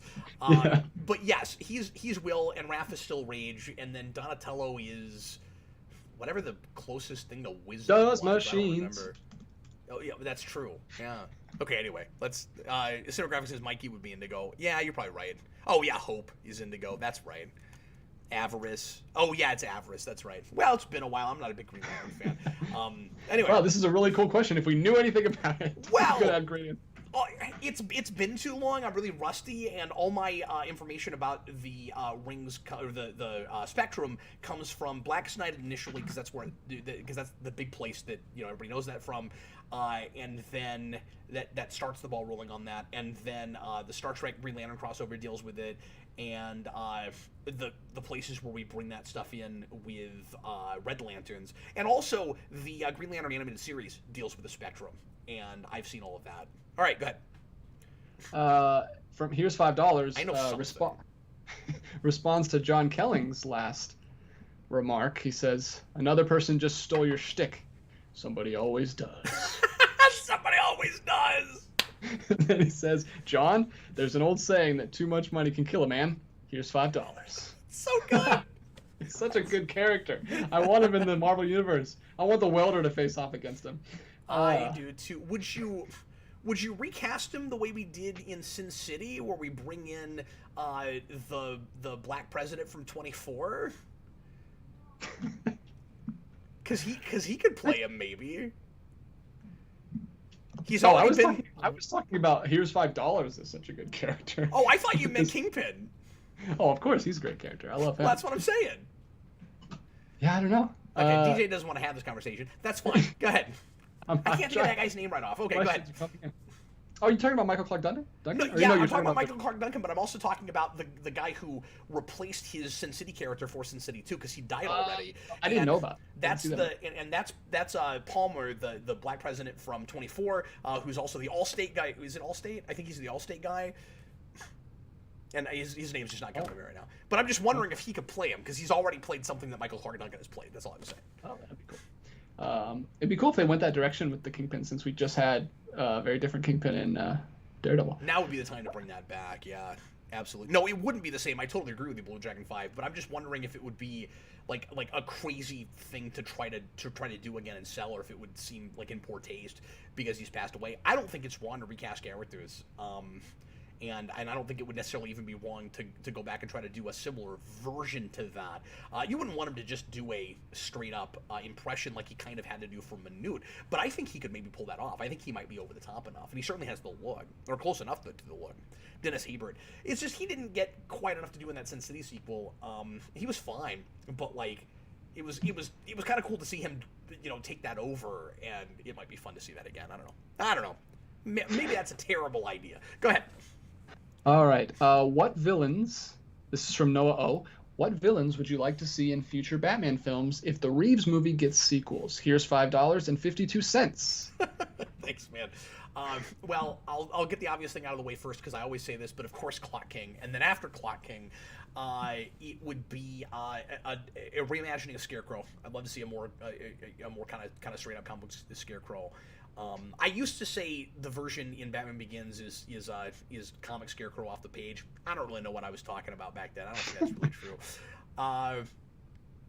And we're already doing the Riddler there, and we're actually doing quite a few things there. If they don't do Zaz there, it would be time to do Zaz again. That is a really dark, bleak-looking universe. It's the right place for Zaz. Well, Zaz is dead, man. He was in your favorite movie. I'm just kidding. I know they're not connected, or they don't care about continuity. What are you talking about? Zaz was in this. Oh, I forgot Zaz was in that. Weird henchman who gets stabbed. It's not that they don't care about continuity. They've come out and say that is a completely different continuity. It seemed like they weren't sure for a while, and I know that was like that came initially out of an Affleck script that was supposed to be in DCEU. But at this point, I think it is 100% supposed to be its own thing completely. Yeah, it is. So I'm not thinking about other versions of things we've done lately because it's time to. Because in that universe you can start from scratch, and if it's more Arkham-y or comic booky, you can reimagine anything you want to. But those are the first things that come to my mind. All right. I did not love Zaz and Birds of Prey, but I didn't like much of anything in that. Okay, go ahead. CM Productions changed his name to No Shenanigans I totally Here. forgot he was in that. I'm sorry. Oh no! What did CM Productions changed his name to No Shenanigans Here, and then he gave us $2 to say there are no shenanigans here. Yes, thanks very much. Somebody had to do it. It was obligatory. We really appreciate that. Thomas Ledbetter. $5. Me, stern cat voice. I can do this all day. Here's $5. Here's $5. Exhausted tone of voice. Yeah, I know. Here's $5. Oh. He's walking the line. So here we go. So that's what that feels like. Here's $5 is having to respond to multiple people. Here's $5 comes in and says, "Tread lightly, Noah. You were warned, and on my list. Enough. It's all business, but you've been in my business for too long. Here's $5." Does anybody feel like there's another show happening? Yeah, I think so. And we're all just like. And I'm having to comment on that other show. A show where DJ is being fed the script as he's reading it for the first time, and it's very hard to know where to put the inflection in a super chat. Thomas you're having it. Honestly, I wish at this point we had you come up with voices for each of these guys. Yeah, because I don't have that. I have no idea what Here's $5 sounds like. I have no idea how old he is. I'd like to know how old Here's $5. I've decided Here's $5. Sounds like this. He's Rorschach from Watchmen. Fine like this. Thomas. Here, can I read Here's $5 next super chat? Go for it. Oh, it just keeps going. It's Thomas. It's Thomas. Okay, never mind. Go ahead. Okay. No, it says Thomas. You said you wouldn't run the joke into the crowd. He's holding him to it. Keep your word and step off, or I'll step on your head. Here's $5. Now we're doing that in a Venom voice. I'm going to bite off your head. Piles of bodies. Piles of bodies. Piles of heads. Hawk Flame pops in. We don't want that guy back tonight. No. That would be a little much. Never again. Never again. Not for the children. No, that's not good for the children. Folks, we have hit, and we haven't read the last few super chats, but I'm just looking at the overall revenue amount. We have hit the $400 mark. Thank you guys so much. So I feel like I'm hosting a telethon right now. We have surpassed what I was hoping to do for this charity tonight by $200. You guys are amazing. Thank you so much. And I'm sure they're going to really appreciate it. And the phones are still open. Yeah, for a bit. 770 Geekvolution. How many numbers are in Geek?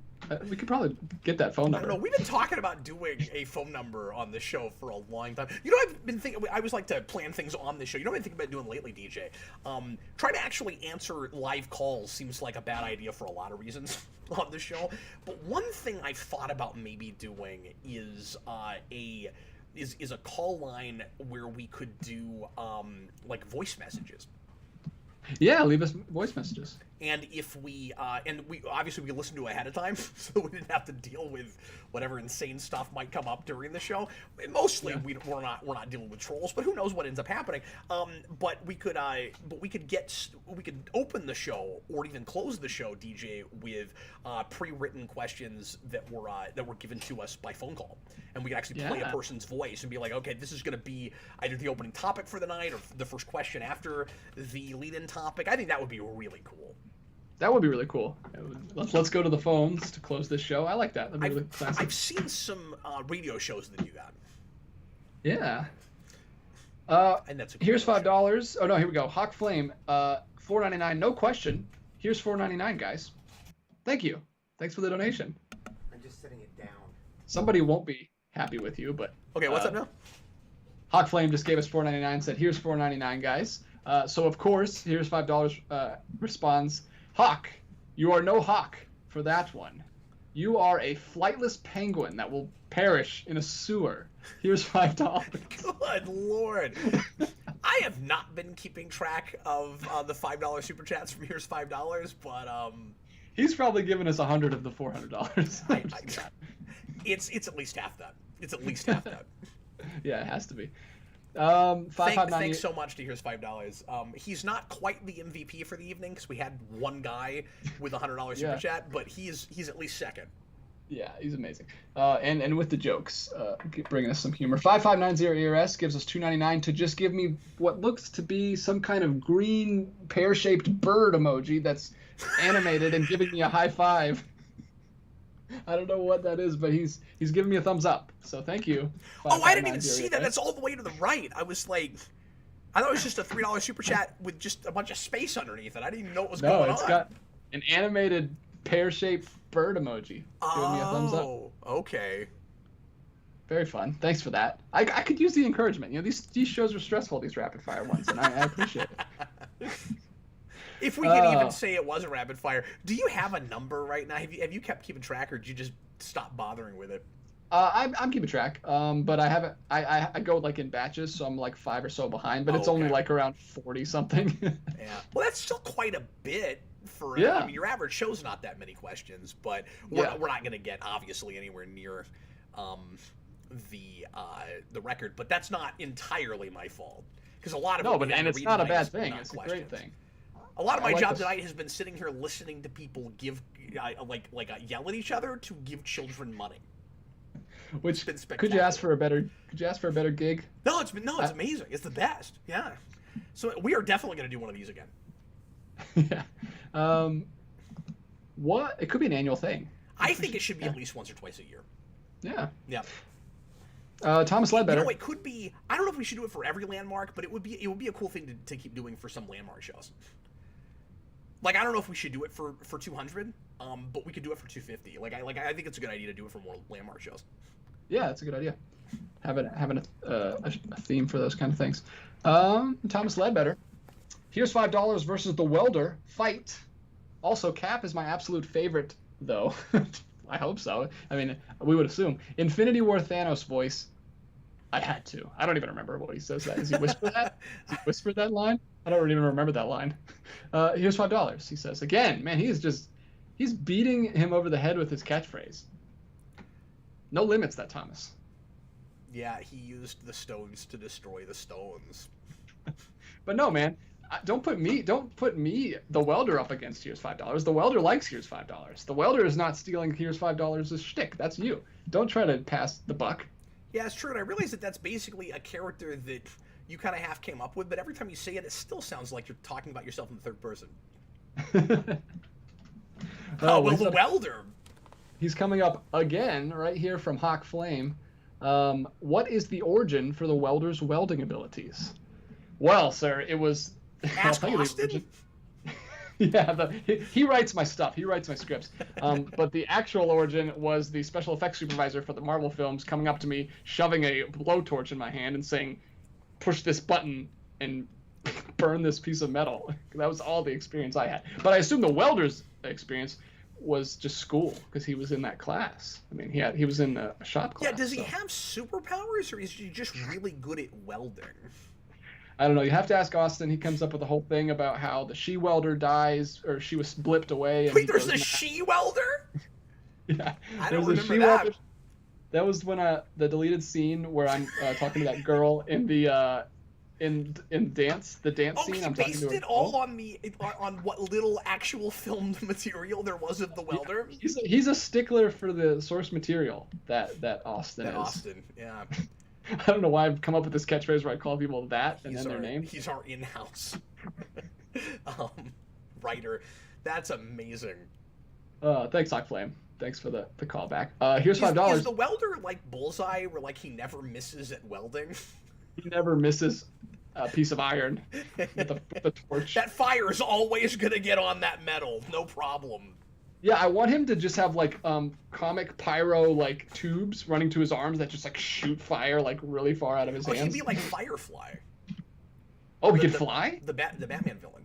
Well, that'd be awesome. Oh well, I don't know if he could fly, but I'm just saying, like Firefly, I think very often has that where he's got like torch things in his arms and he can like shoot out like that. Oh, okay. Yeah.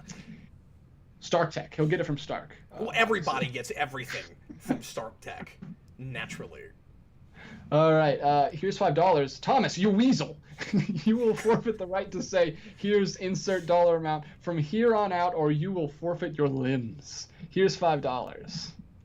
Man, it's getting brutal. We might have to take this to After Dark, guys. It's getting rough. Yeah, we're pushing the PG-13 boundaries here, I think. Yeah. DJ, sorry, I'm still stuck. I'm still fixated on this welder thing. I'm imagining a moment, like a really tragic, traumatic moment for the welder where he's welding, right? And as he does. Yeah, and whoever his arch nemesis is, a superhero, walks up behind him and just like nudges him forward. So he's welding, he's like, and then he gets nudged forward, and then his fire gets off the metal, and he goes, "I missed. I never miss." I was gonna go there if you didn't. I was thinking of Bullseye the whole time you were saying that. Oh man! And then here's $5 says, their low wallets will soon empty, and they'll look up to me and shout, "Save us!" And I'll whisper, "No." Here's $5. Okay, but that's great. I love everything about that. But you had the perfect opportunity to go, and I'll whisper, "Here's $5." That would have been perfect. He just had a no in there, but yes, that's great. Oh, it's the best. Oh man, how does he keep the money coming, and how does he keep the quips coming? He's a I don't know, but he's doing a good thing, threat. And I really appreciate him. The first week he was here, we were like, if that guy is a troll, he's the best troll ever. And then we decided he was a parody of a troll, and now he's just screaming at viewers to give children money. And I really appreciate that guy. That's great. He's awesome.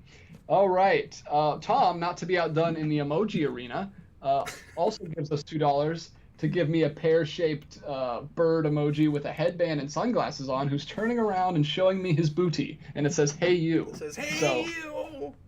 It's a Doors bird. Thank you, Tom, for the $2 donation. Not so much for the emoji because it's kind of creepy, but thank you for the donation.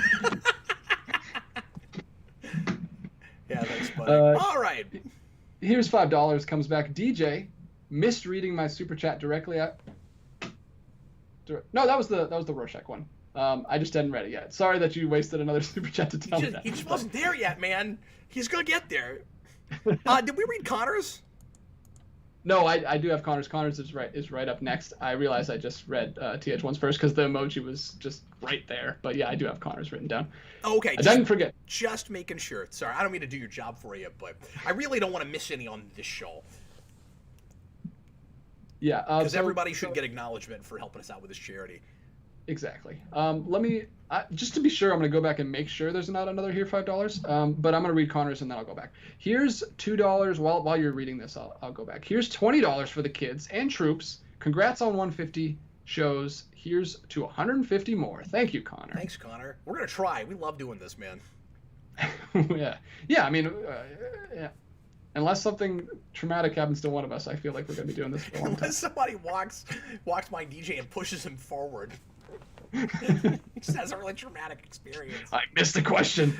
I never miss a question. Well, that's not true. Yeah, I'm sorry, John that's not Kelly. true. Cap. Yeah. DJ, what are your favorite pizza toppings? Oh, John Kelly. Interesting. What are your favorite pizza toppings, DJ? How appropriate for you to ask me this, sir, because my wife and I just had a Mellow Mushroom date from last Friday. We just went to Mellow Mushroom. If you don't know, it's a chain. It's big here in Georgia. I don't know where else it is, but it's like a hippie place. Like it's like the whole aesthetic is like high mushrooms and like crazy. Oh, it's literally a hippie place. I thought you were like these weird people that run the place. I think they're hippies, but the food's really good. That's their visual aesthetic and everything. It's really cool. They're really cool restaurants. And they actually have completely. Brandon's here. Brandon, what are your favorite pizza toppings? Just real fast. My favorite pizza toppings are black olives, mushrooms, and pepperonis. Ooh, that sounds really good right now, actually. Yeah. Okay, sorry, Brandon. I know you're going upstairs. No, that's all right. I also like the meat ones, like the meat lovers, but that's my favorite. I'll do either pepperoni or black olives and mushrooms, or all three, depending on how I'm feeling. Do you like bell peppers? I'm not a big fan. Oh, okay, no. okay. Because that stuff goes really well with bell peppers. Really? Yeah. But I like just about everything on a pizza. But yeah. Anyway, Brandon will be here later for After Dark. Yay! Anyway, I'm sorry. Finish your story, DJ. Yeah. So Mellow Mushroom, they actually have one of their things that they have is a completely vegan pizza. So they have vegan cheese that they put on. So I used to do that back when I was vegan. But anyway, I don't necessarily worry about that anymore. But I did they have vegan toppings like tofu and tempeh and stuff, and I love tempeh. So I get tempeh when I go to Mellow Mushroom, and then I get banana peppers, and then I get spinach, and then I will those are my three big ones. And then I got artichokes this last time, which I love. And then I think I put bell peppers too. So I had 5 toppings on that last one, and it was amazing. I'm a big pepper guy. Big peppers guy. I like peppers too. And tempeh is cool. It's kind of has like a sausage. And you know what tempeh is? It kind of has like a sausage consistency, but it's a vegan. It's like a meat substitute, but it's not like. I think it's made of the same stuff as tofu, so it's like a soy-based thing. I don't know, but it's good. Anyway, my favorite, like I said, I like just about everything on a pizza, but my favorite pizza topping at the moment is probably jalapenos. It's just jalapenos go well with everything. Oh yeah, jalapenos. I should do that. But I don't know, I've talked about this before. I do like pineapple on a pizza. I don't have it all the time anymore. I've kind of gotten a little bit sick of it. I had it for so long with sausage. But yeah. All right, let's move on. Right. Spinach. Spinach is great on a pizza. Yeah, I love that. John Kelling, you just read that one. Here's $5. This is where he said DJ missed reading my super chat directly after Hawk addressed to Thomas. DJ, I love you, but here's $5. Oh no, I want his list now. But here's $5. I read the question, man. I promise. I didn't miss any. We got there, man. We did it. All right, and then next up from Matthew Bass, for the children. I don't envy your job. I know you don't envy mine. I really don't envy yours. No, man. The people get heated. If you go out of order at all, people will they'll let you know. Oh, I know. Because the few times I've had to do this without a moderator, kind of a nightmare. Honestly, no, I'm kidding. I mean, it can be done. It's easier now than it ever has been because there's a tab for super chats now that we didn't used to have. So there's not as much of an excuse for missing them at this point. Yeah, I wish I could use that in an easy way where I didn't have to log out of this one. But oh, you're not even using it. Okay. Yeah, because I like to respond to people. Sometimes it's myself, and I don't want to log into the Geekvolution one. But yeah, that's tough. We should try to work out a way to do that. Like I don't know. Maybe I could screen share at some point so that you could just see that screen, like what I'm looking at. Yeah, we could. I also like having it. But then you can't see me. Yeah. I like using the chat because I can copy and paste them, and then I like check them off after I use them into my notes app and stuff. So there's advantages, but yeah, sometimes they do get mixed up, especially tonight where they're flying by. Yeah. But I'm gonna get them all. Don't worry. But Matthew Bass just popped in to donate $10. Said for the children. So thanks, Matthew. A lot of people just donating tonight. We really appreciate it. Yeah, that's awesome. Next up from Azim. I can't remember. I might look it up. Let me say this real quick. On their website, they're like, if you donate this much, we'll be able to send comics to like this many hospitals. I really wonder what the hospital number is for as much as we're because I think they said like $50 you send comics to like 2 hospitals. That's a lot of hospitals. Wow. Yeah. I'm just thinking of the Joker scene right now, which is really dark and this is not sad. an insignificant number. I mean, this is a big deal. This is just wonderful. Yeah, it's super cool. Azim sends $2, so he can also give an emoji. I'm guessing $2 is the limit. For sending an emoji. He sends me an even creepier emoji than Tom did. It's a lemon with it's a lemon head, but he has a body to the lemon head, and he's blowing a heart kiss to me. With a real salacious kind of face. creepy. Yeah. Thank you, Azim, for the $2. I want to look at this website for a minute. This is a Comicbooks4Kids.org, and this is their donate section. So it says a donation of $25 allows us to ship books to 1 to 2 hospitals. $50 is 2 to 3, and then at $150 or more, they put your name on their wall of heroes. So we've hit that, and if I can just make it Geekvolution, I'll do that. And then donation of $250 or more, you get your name on the wall of heroes. And I don't know how many hospitals it is at that point, probably a lot. But then it says you'll also receive one of our exclusive variant comics upon request. So I will probably try to do that, and then I'll show that off on the show. Awesome. If we get that. I'll get the variant cover of whatever that is. So that's pretty cool. Wow. So I'll make sure and follow up with you guys down the road after I put in the donation and then hear back from them. Yeah, we should just change this from the rapid fire show to the Geekvolution Civil War show, because everyone is just that really is battling. It's just SmackDown talk to give money to children in hospital, or to give comics to children in hospitals. This is the best show. Here's $5. I don't even know what Connor did, but here's $5 comes back and says, Connor, you're dead to me and soon to the world. Here's $5. Is he mad now just because people are giving more money than he is? I think that's what it is. I think you're supposed to give less than $5 so that you're not doing a shtick, but not more than $5 so you're not showing him up. I think maybe that's what it is. And then Thomas Ledbetter responds to his last dark comment, says, limbs? Really? That dirty? Okay, Rocket, here's $2. Madman says it's the Here's $5 show. It really has turned into that. Yeah, he's the Tommy Oliver of Geek. And I really don't mind it tonight because it's this charity show. I mean, Here's $5 has the few times he's been here come in and he'll leave 3 or 4 comments and say some really funny kind of pretending to be trollish stuff, but he's not actually trolling. So anybody that's like, oh no, Here's $5 is taking over the show, I think he's just having fun and giving some money to this charity, which I really appreciate. OAW Entertainment. Dragon 5. It's the pettiest yet most profitable Captain Logan show ever. I mean, when do pettiness and profit not go hand in hand? OAW Entertainment. Well, yeah, but no one's. That sounds like a really political statement, but I didn't even think it through at all. So yeah, you really didn't. I can break that. I can analyze that. Let's do a rewind on that. Go ahead. OAW Entertainment. Throwing my hat in the ring. Here's $5.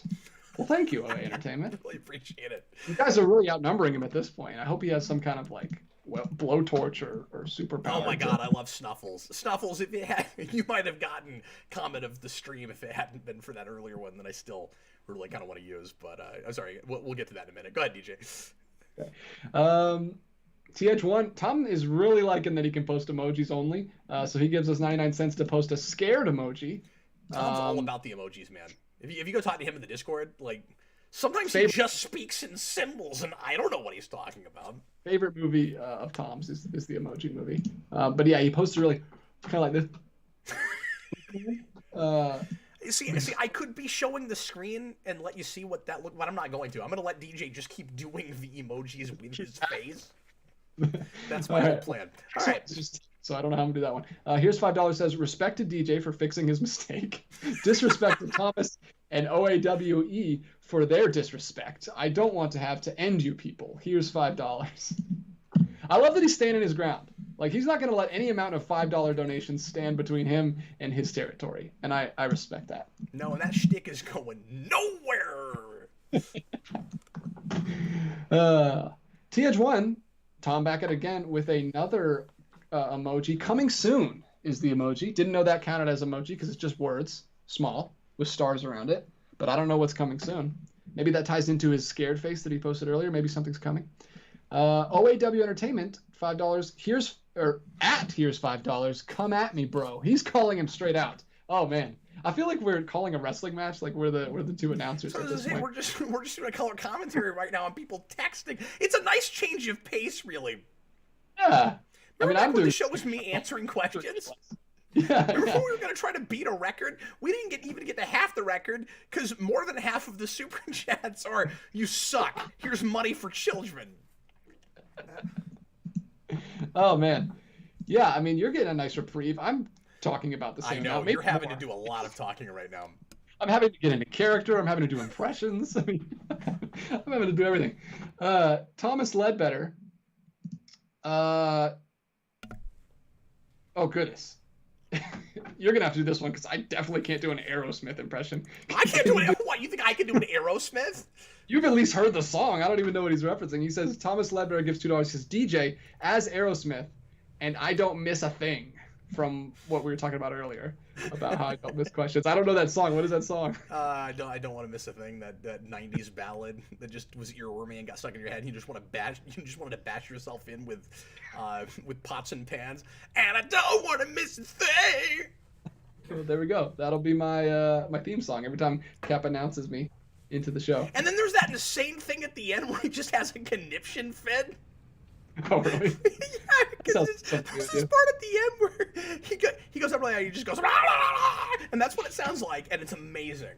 Oh, like kind of like a turkey being killed. He basically sounds like, you're absolutely right, like a turkey being killed. All right, go ahead. All right, this is from Thanos Survivor number 21. DJ reads comment as Rorschach. Me that's a lovely, lovely voice. That's a lovely, lovely voice. I'm not going to do the Bane voice because I've only seen that movie one time in theaters and I remember nothing. So I don't think I could do it. Well, I haven't been able to stop doing the Bane voice for the last 9 years. Also, can we all take a moment of silence for the fact that it's been 9 years? I didn't actually mean a moment of silence. Let's keep going. Wow. I would love a moment of silence to drink some water. Dimwit Monkey. Favorite sorry, Twilight Zone episode? I love you. Two separate thoughts, but both equally. I was like, could you give me a plot synopsis? I'm sorry, for a second I almost thought about looking it up. I was like, there's a Twilight Zone episode just called I Love You? That's weird. No, he loves you, Cap. Genuinely. We've done this somewhat recently. I think my favorite Twilight Zone episode is the one with Burgess Meredith, where he's on trial for not being relevant to society anymore. But I've not seen all of that show. Brandon and I started watching through it, and we just haven't gotten back to that project. But we're gonna do that at some point. And by project, I just mean sitting around watching stuff. We weren't gonna do. I don't know. We thought about maybe doing like an overview at the end, but we weren't gonna do like reviews. Good grief. I'm so behind on super chats. All right. Oh, good lord. Yeah, this is nuts. Snuffles writes. Okay, guys, we've got 9 minutes left in the show. In about 4 minutes, if it's still stacked up like this, I'm probably going to say absolute last call for super chats, because then we've got to get to After Dark. After Dark tonight is probably going to be short, guys, because we're starting so late. So I'm going to try to cut that off at like an hour, not too much more than an hour, if I can help it. The nice thing, though, is we're starting so late, Austin might be there close to the beginning. Anyway, go ahead. That's a first. Snuffles writes $5. You just wanted to get to say that. $5 to hear DJ say that Bucky is better than Falcon. I have to say it, Cap. Bucky is better than Falcon. It's amazing. Well, you guys are within your rights to be incorrect. And I have no opinion. I only read the opinions of our viewers. And say whatever they tell you to, and I don't think you want to give them that green light. No, within reason, as Cap always says. Yes, Daniel Davis, the obsolete man. And every time this comes up, I always give a plot synopsis, and then there's always somebody in the comments that reminds me of what the episode is called. I also like the one with Shatner and The Wish, and I also like the one with the guy who plays pool and wastes his whole life doing nothing but playing pool, and then he's a ghost. That one's really good, too. Wow. Nice. I need to get into that show. I love that. You would love it. That's a very. I know. I watched the first 2 episodes, but then I got caught up in other things and I didn't keep going. Thank you, Shia. Matthew Bass. Oh no, T-Edge1. T-Edge1 clarifies. He says you can pay up to $50 for the stickers. Here's $2. So he did some research on the little emoji sticker things, and apparently you can pay $50 to give us one creepy pear-shaped bird sticker. So thanks for that, Tom. Matthew Bass, this town deserves a better class of criminal, and I'm going to give it to them. Everything burns. Man. Wow. I don't know what's happening tonight. This is the most caring and also the most violent Captain Logan show we've ever had. Disturbing and heartwarming all at the same time. That should not be possible. Just please don't burn either half of this stack of money, okay? I love that we can always bring it around to a geeky reference somehow. That's what we're good for. I have. Well, I started with the reference he was at already.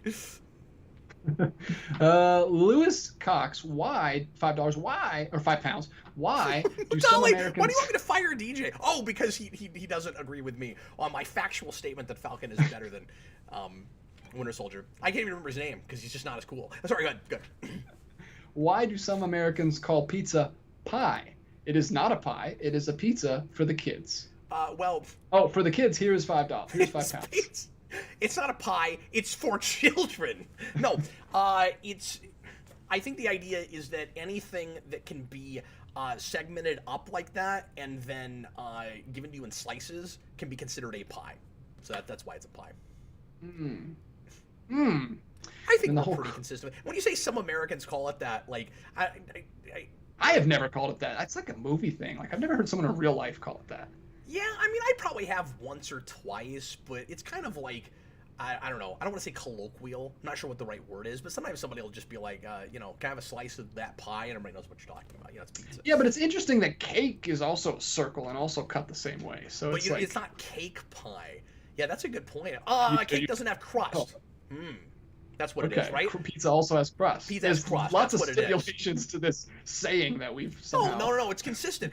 There's no stipulations. It's consistent. I just made the mistake of not saying that in the first place. It is. It's got to be segmented up like that and have crust. That's what it is. Yeah, it's close enough to a pie that I think that's why they call it that. Solar Dragon. Because maybe I shouldn't read this. This is really funny. Because pizza is pie. Limeys go home. Wow, so much infighting this evening. Yeah, this is I've never seen anything like it. Yeah, you know what? It's like BVS is just filled with contradictions. It's so many things and their opposites all at once. This show is like disturbing and like filled with anger and rage and also like the nicest, best thing that we've ever done. Yeah, it's for the kids. It's for the kids, but it's not also suitable for the kids at the same time. Yeah. If I get a COPPA flag on this, I'm gonna be really angry. Well, you didn't say it was for kids, did you? So we should be fine. No, not in the title. All right. From Madman. Cinegraphic says that's way racist. Is it? Okay, that wasn't me saying it. Okay, I was just reading a comment. I don't even know. I'm not even there yet. I'm trying to catch up. You're just making fun of... I don't know. Go ahead. Madman, $5. I have to rephrase this. This is $5. Take it. Yeah, that's really funny. I don't know what that's a reference to. Daniel Davis says this is just getting ridiculous at this point. Agreed. Agreed. Okay, guys, last call for Super Chats. We've got to end this off in the next 5 minutes. Here's $5 comes back. Lewis, you know better. T-Edge1, just like the others, you lose. While the high wallet and children win. Madman, respect. Here's $5.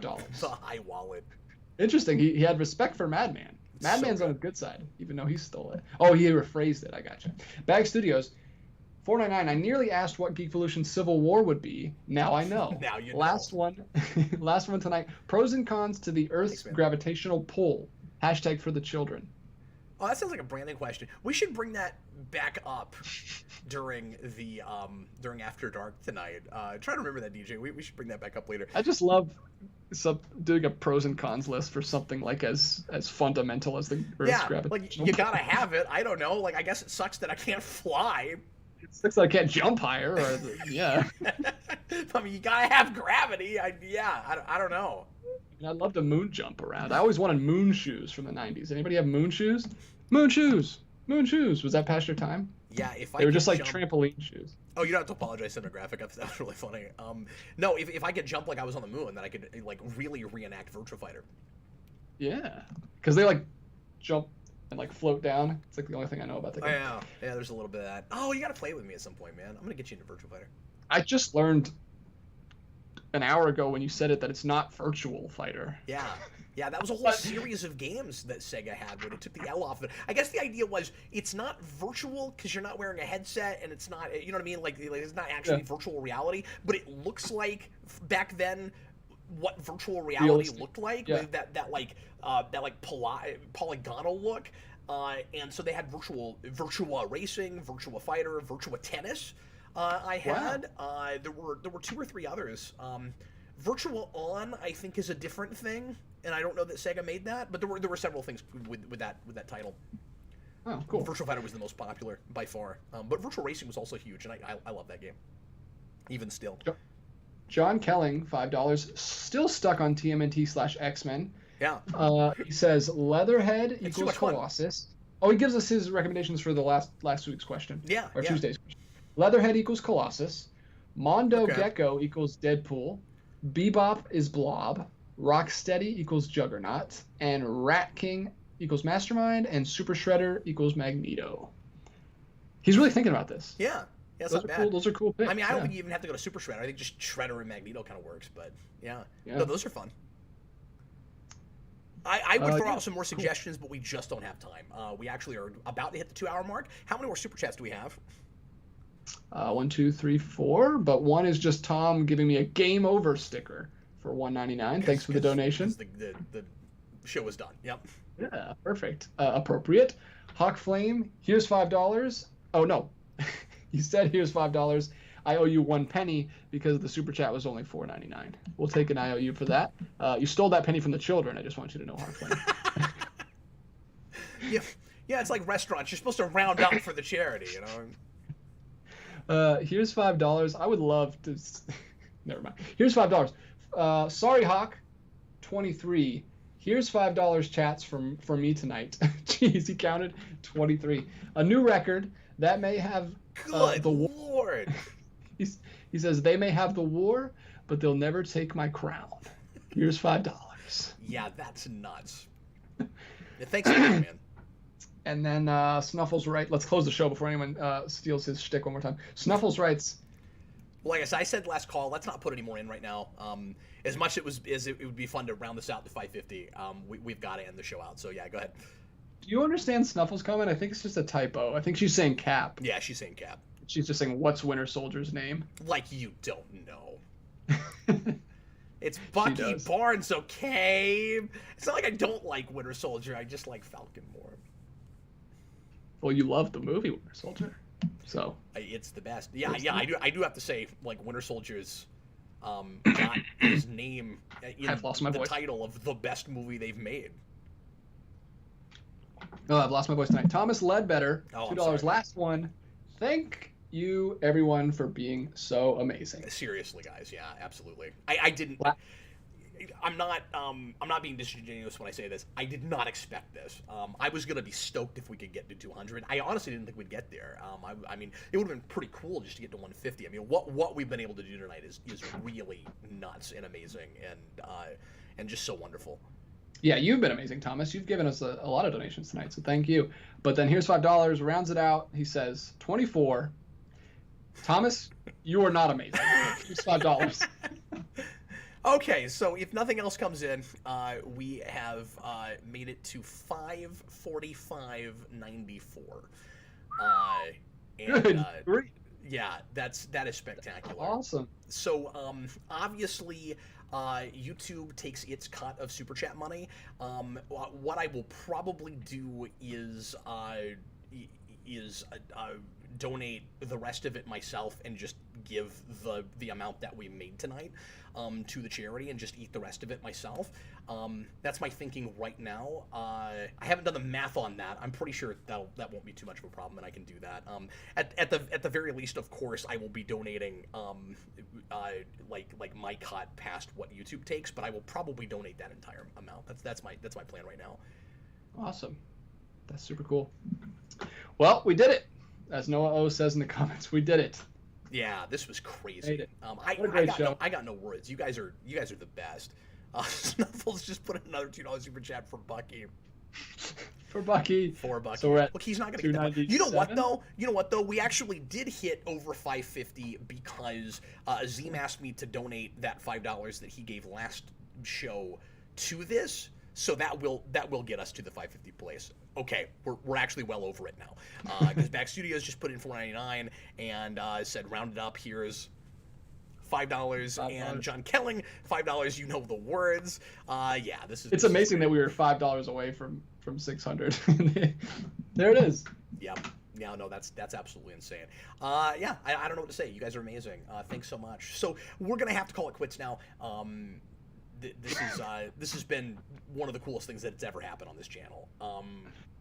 Gives us the feels, as Cap likes to say. And here's $5 did it again. It does. Actually, I hate that, but I do say it because it just can't. Yeah, it hits me right in the feels as I throw up. We're going to go ahead and drop off for about 15 minutes and come back on Patreon if you want to hang out with us tonight.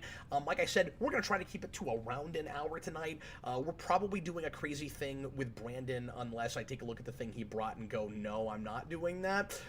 So we'll see what happens. That's the plan right now.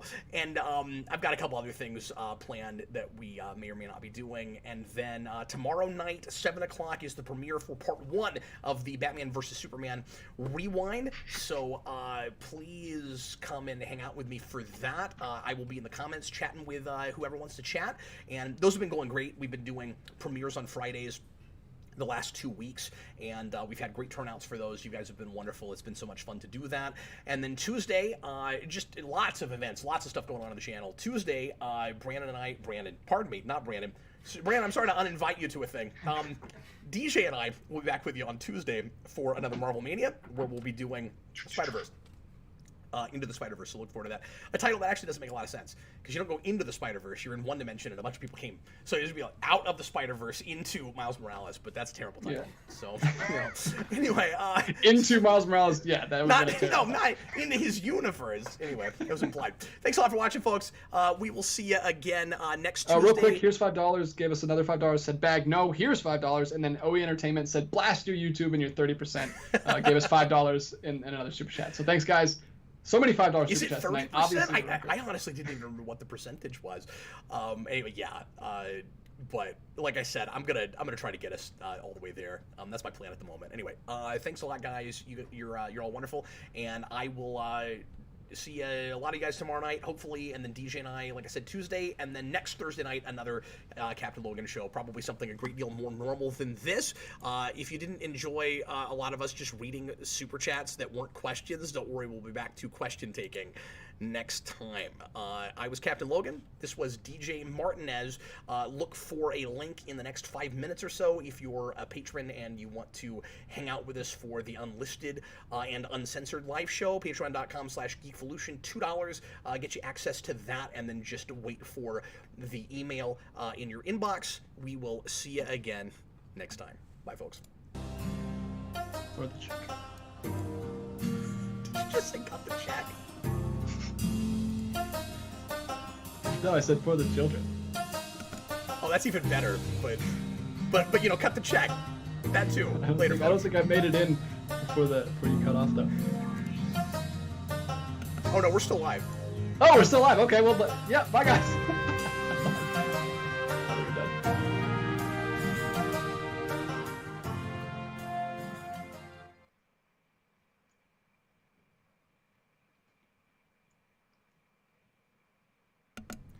And now we're